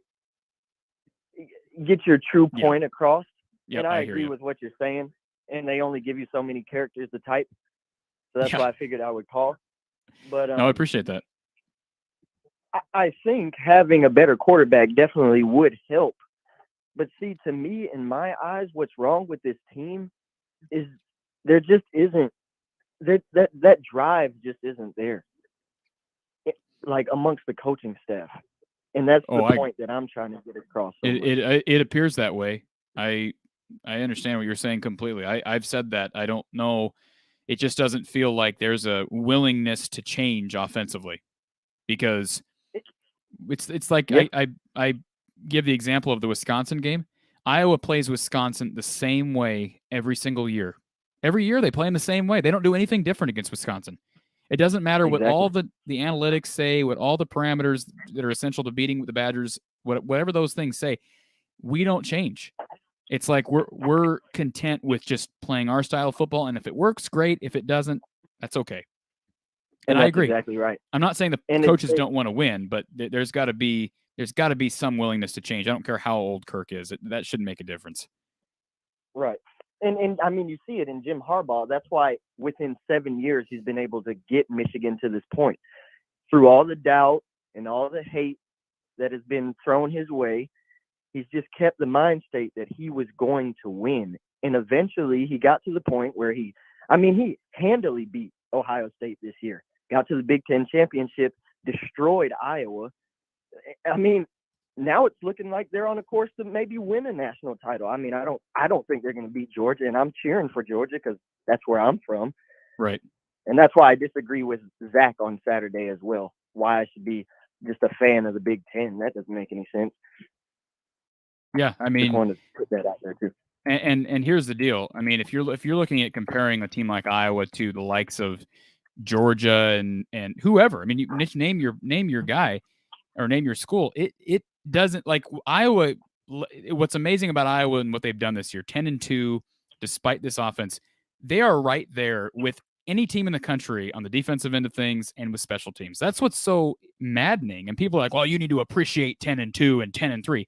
I appreciate it, and that's okay. But it's also okay looking and saying this offense is unacceptable. It's okay saying that. Yeah, and that's my thing. Like, I'm happy with 10-2. I can appreciate the challenges that you had to overcome in order to get there. But we've been here. There's no reason why we shouldn't be at a better position at this point in time with a coach who's been at the same school for 20 plus years. There's no reason why we're not competing for West titles more often. And when you get to the title game, you shouldn't ever get blown out 42-3. Exactly. Especially when you're breaking record attendance for these games. Like I said, I think earlier in one of your shows this week, Iowa has set the record attendance for both Big Ten games that they've made an appearance in. And that's just sad that fans had to spend, I know the tickets were at least $300 to watch their team play as though they had no drive to win. I wouldn't even have minded them losing had they at least shown that they wanted it. It didn't even look like they wanted it. And that's just the frustrating thing. Like, I'm just getting sick of seeing. I'll give him the benefit of the doubt here, Justice. I think Kirk wants to win. I'm not going to question that, but I agree the way Iowa plays and the lack of the stubbornness and the lack of desire to change, that tells us as fans he's not wanting to win. And that's just a fact. That's not saying he doesn't want to win, but the actions don't say that. Right. Yeah. That's a better way to put it. Yeah. I agree with you. I don't know.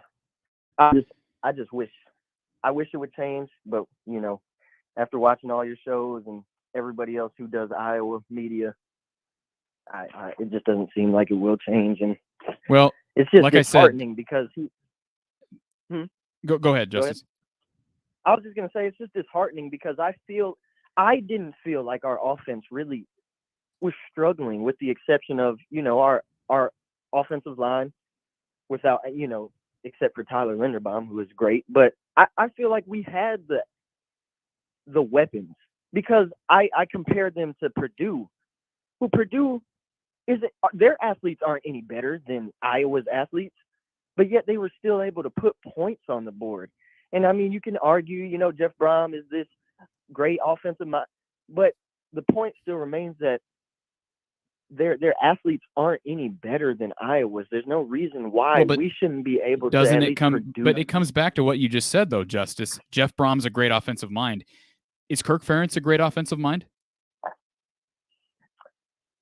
I mean, I would hope so, after being at the same place for 20 plus years. But I mean, let's just be honest, though. He's been here 23 years. He's a great guy. He's a great coach. But is he a great offensive mind?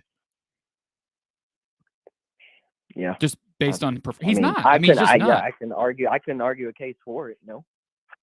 You can argue what? Say that again. I said I couldn't argue a case, in his favor. No. Right. So what you're telling me is Jeff Brom. Purdue may have similar athletes to Iowa. The difference is Jeff Brom knows how to use those athletes. Right. And get the most out of those skill position players. Yes, and I wish that I don't know. I wish we could just see that with Iowa, because I mean, with Tyler Goodson being back, this is his 4th year.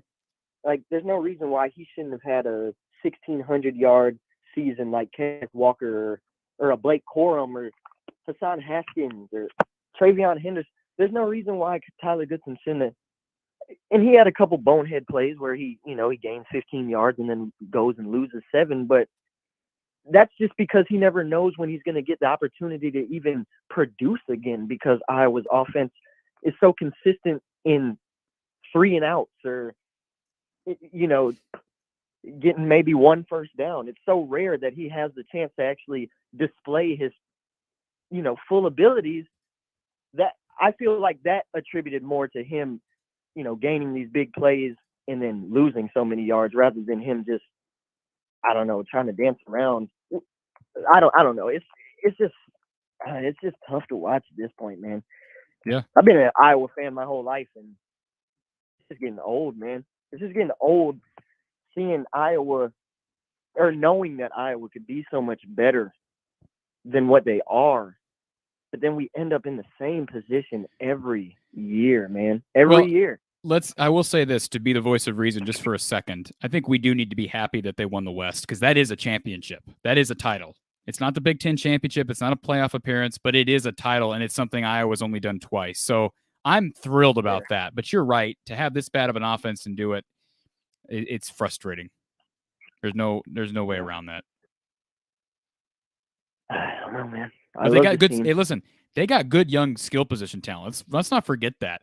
With Jazzy and Patterson coming in next year, Caleb Johnson, 2 4-star running backs.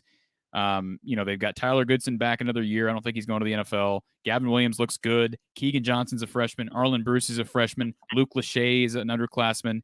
They've got good skill position talent. And if they can get a quarterback to throw to them, an offensive line to protect the quarterback, and play calling that's effective, I know that's a lot of things, but they have pieces there to make this offense at least good. Not great, but good. Right. Yeah.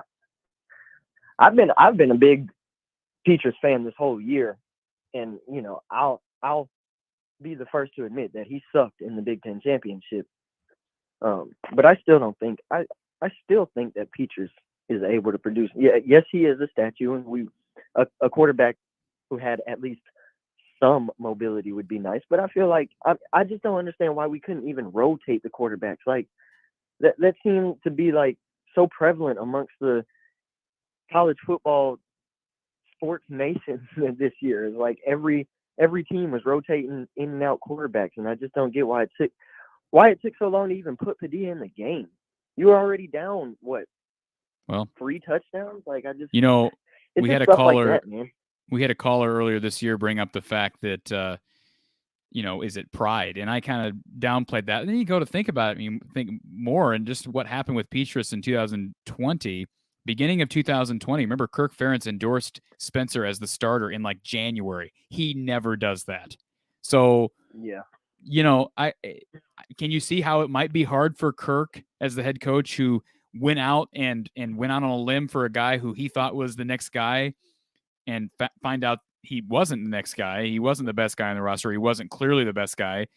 You can see why it may be hard to make a change, because, I mean, that doesn't look good to have to bring in your second string after you acted like this guy was, heads and shoulders above anybody else on the roster. I'm not saying that it's pride and Kirk was coaching based on pride, but just the human element of that. I would think that'd be tough to admit that, hey, maybe Spencer's not quite as far ahead as we thought.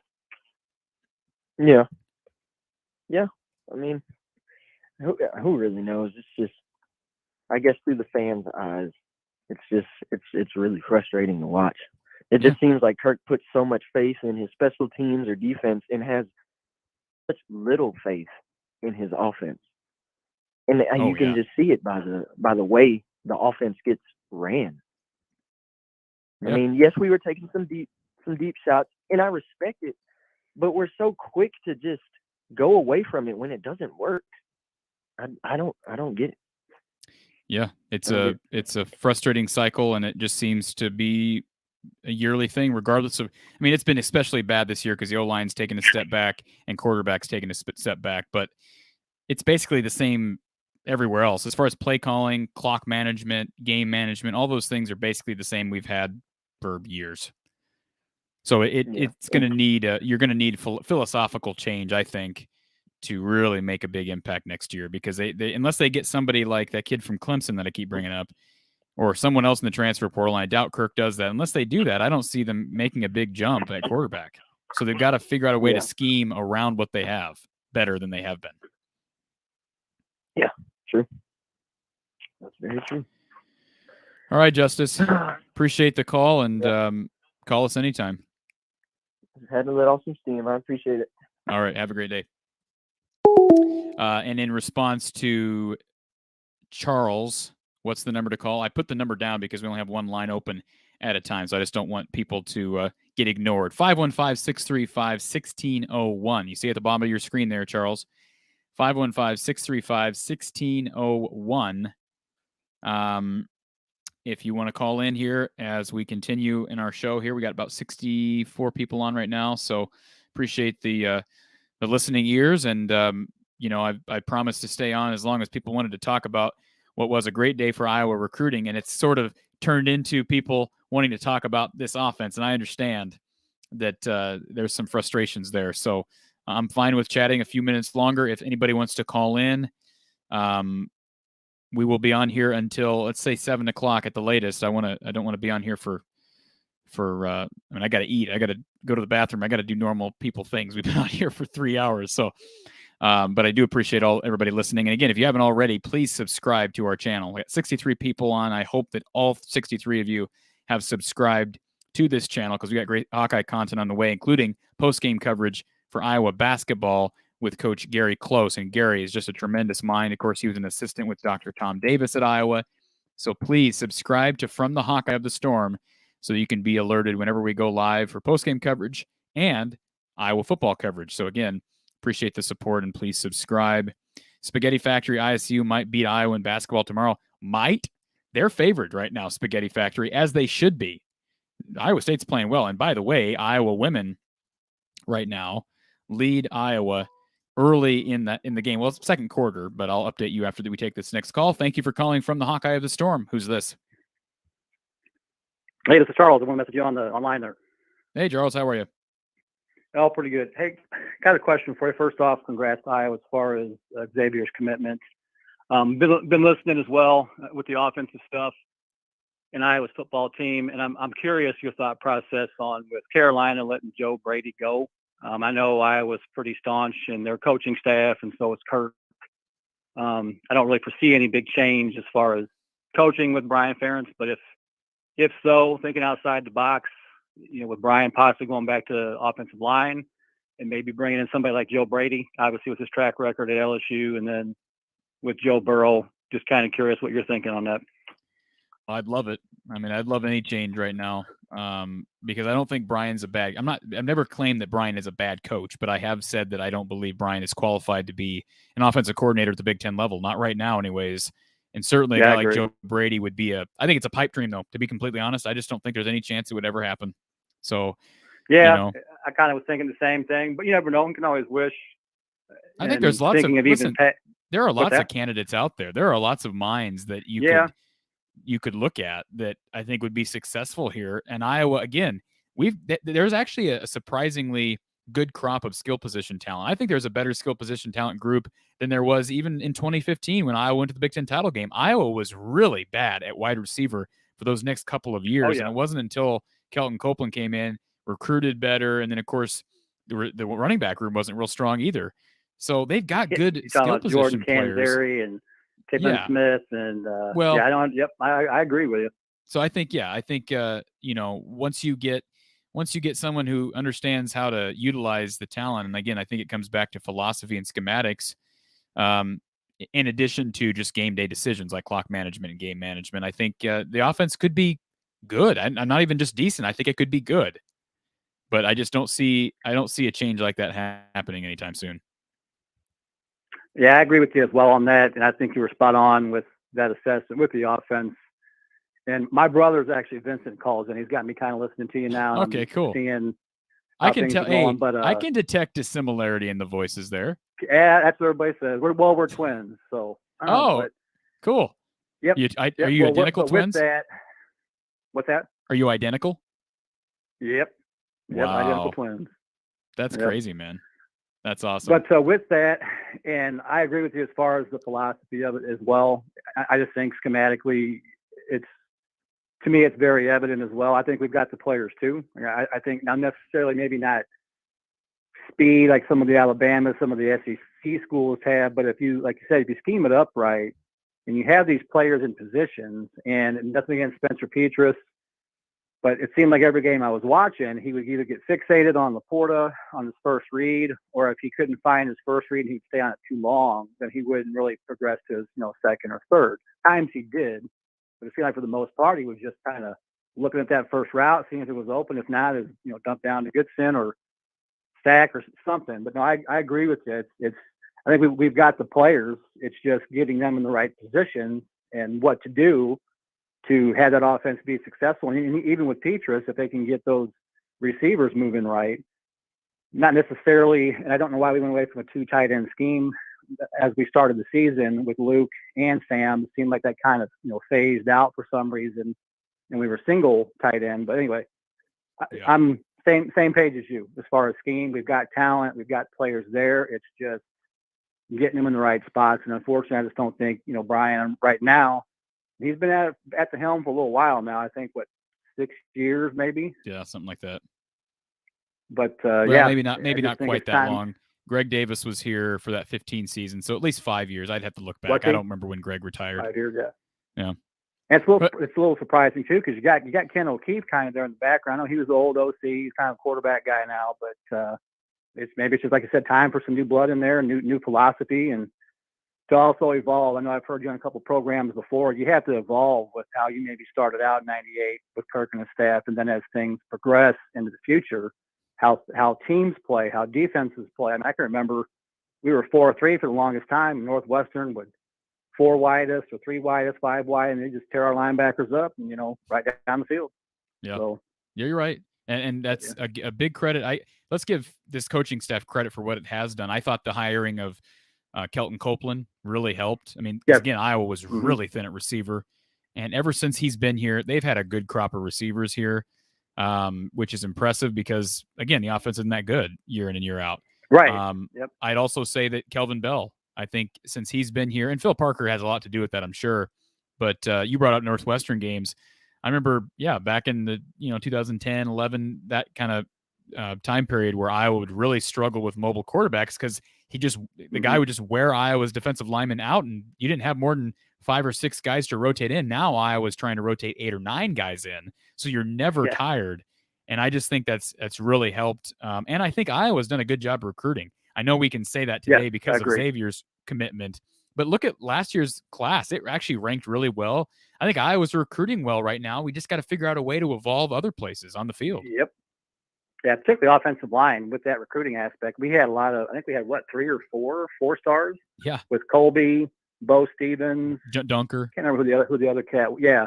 Dunker and So, David Koff. We can recruit. I mean, even with Caden Pride, I follow that stuff, kind of religiously as well. Just kind of seeing where things are, kind of how players are maybe leaning towards, but obviously you're rolling the dice when you're reading what you're reading online a lot of times. But yeah, I think with our recruiting, it's been pretty solid throughout the whole Kirk Ferentz era, but maybe besides a couple of years. But for the most part, honestly, we've had good recruiting, and we've had some players that are lower, either walk-ons or 2 stars, and they turn out to be really good players. And I believe the recruiting has actually been better the last couple of years. I mean, and I agree with you. They do a good job of recruiting and development, but I think it's been even better these last couple of years, which is surprising because you'd expect it to kind of drop off as Kirk gets closer to retirement, and that hasn't happened. So I give them credit for what they have done.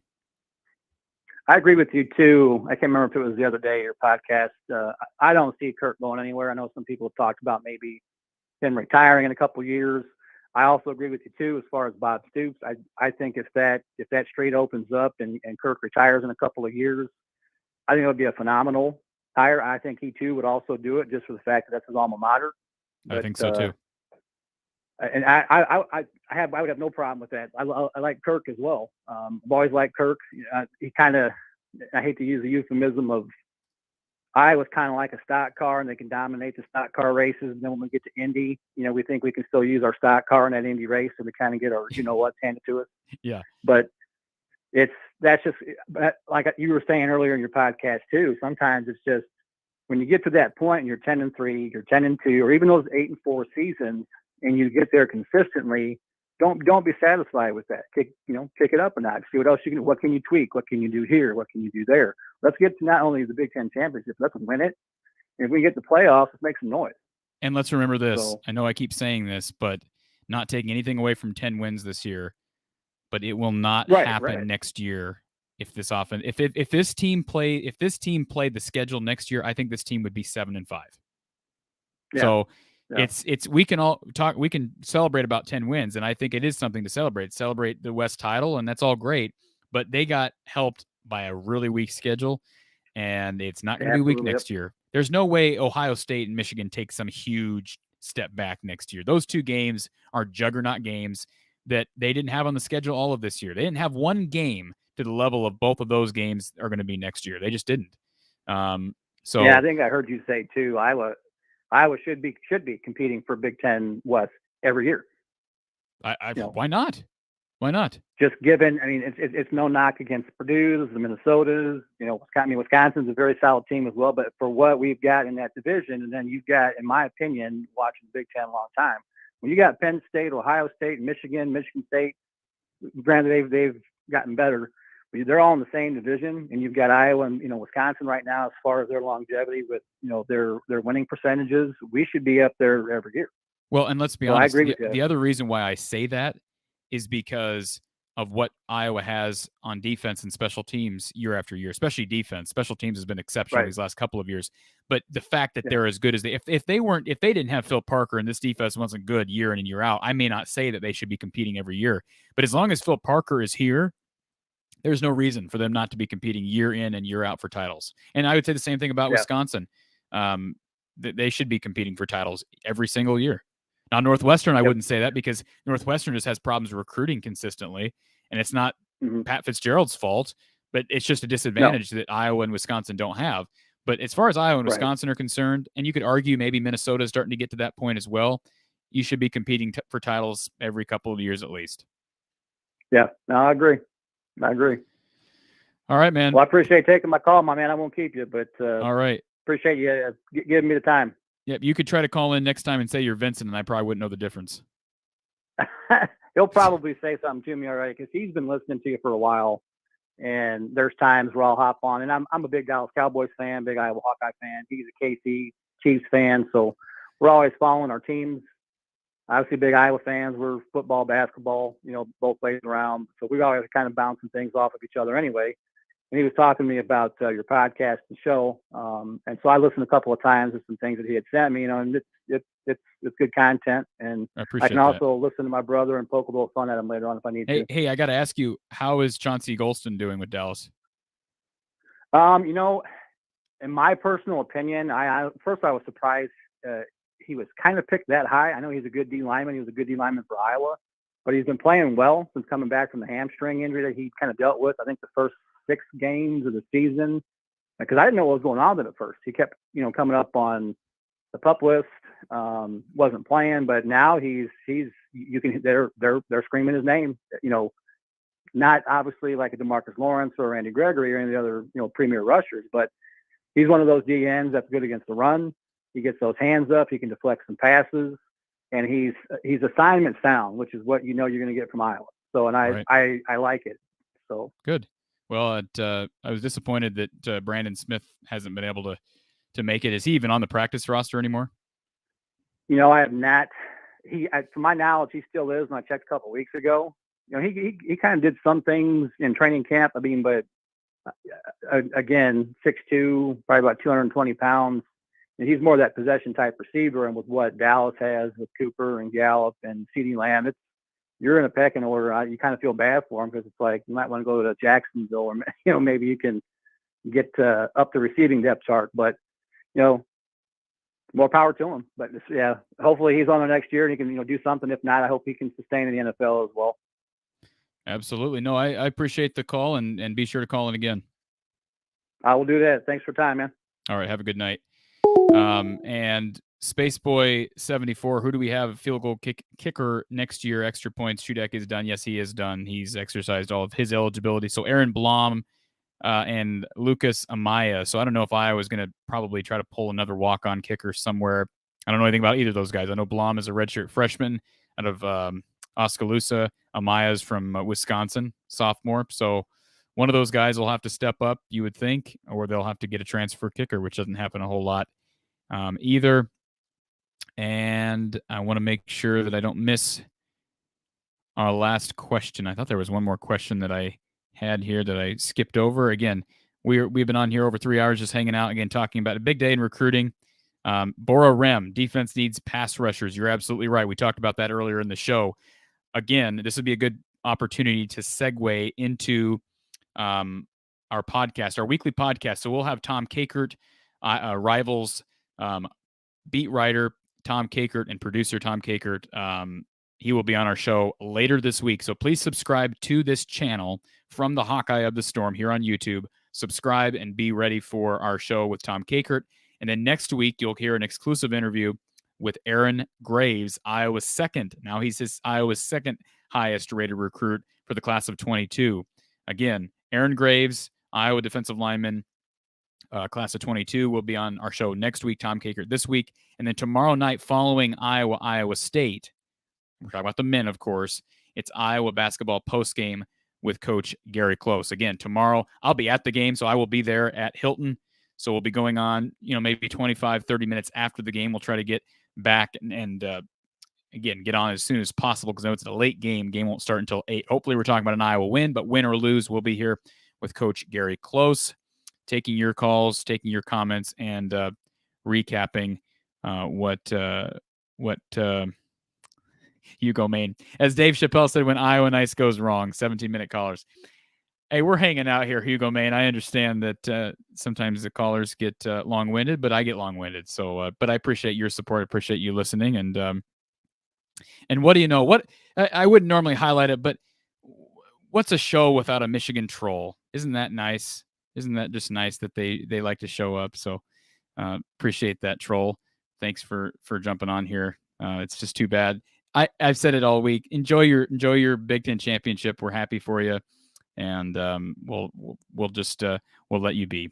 And Hair Trigger 83. Either way, I'm pulling for Michigan to win it all. I hope they do. Absolutely, it helps the Big Ten, right? It helps the Big Ten Conference. They go out there and win a championship. It helps the Big Ten Conference. It helps Iowa, and would certainly be nice to say, well, yeah, Iowa got pounded in the Big Ten title game, but it was to the national champions. That would be a great thing to say. Michigan's a darn good team, and they deserve the title and deserve a chance to play for a national title. Appreciate everybody joining us this afternoon, this evening, whatever it is. Now we've been on for over 3 hours recapping Xavier's decision. You know, we'll see what happens. We'll see if Iowa can nab Jaden Proctor again. The big time news for the Hawkeyes today: 5-star safety Xavier Nwampa commits to Iowa out of Southeast Polk. He is a Hawkeye, and you know he'll be recruiting Jaden Proctor, his counterpart, especially hard for the class of 2023. Iowa State women. The Hawkeyes trail the Cyclones right now. You see in the bottom line there, 31-36 at halftime. You can find that game over on ESPNU. ESPNU for Iowa State women. And then tomorrow night, it's Iowa and Iowa State, the men.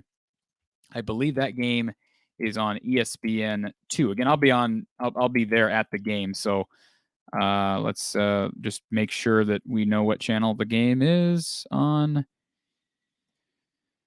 I believe it's ESPN2. Of course, when you try to find something last second, it's hard to...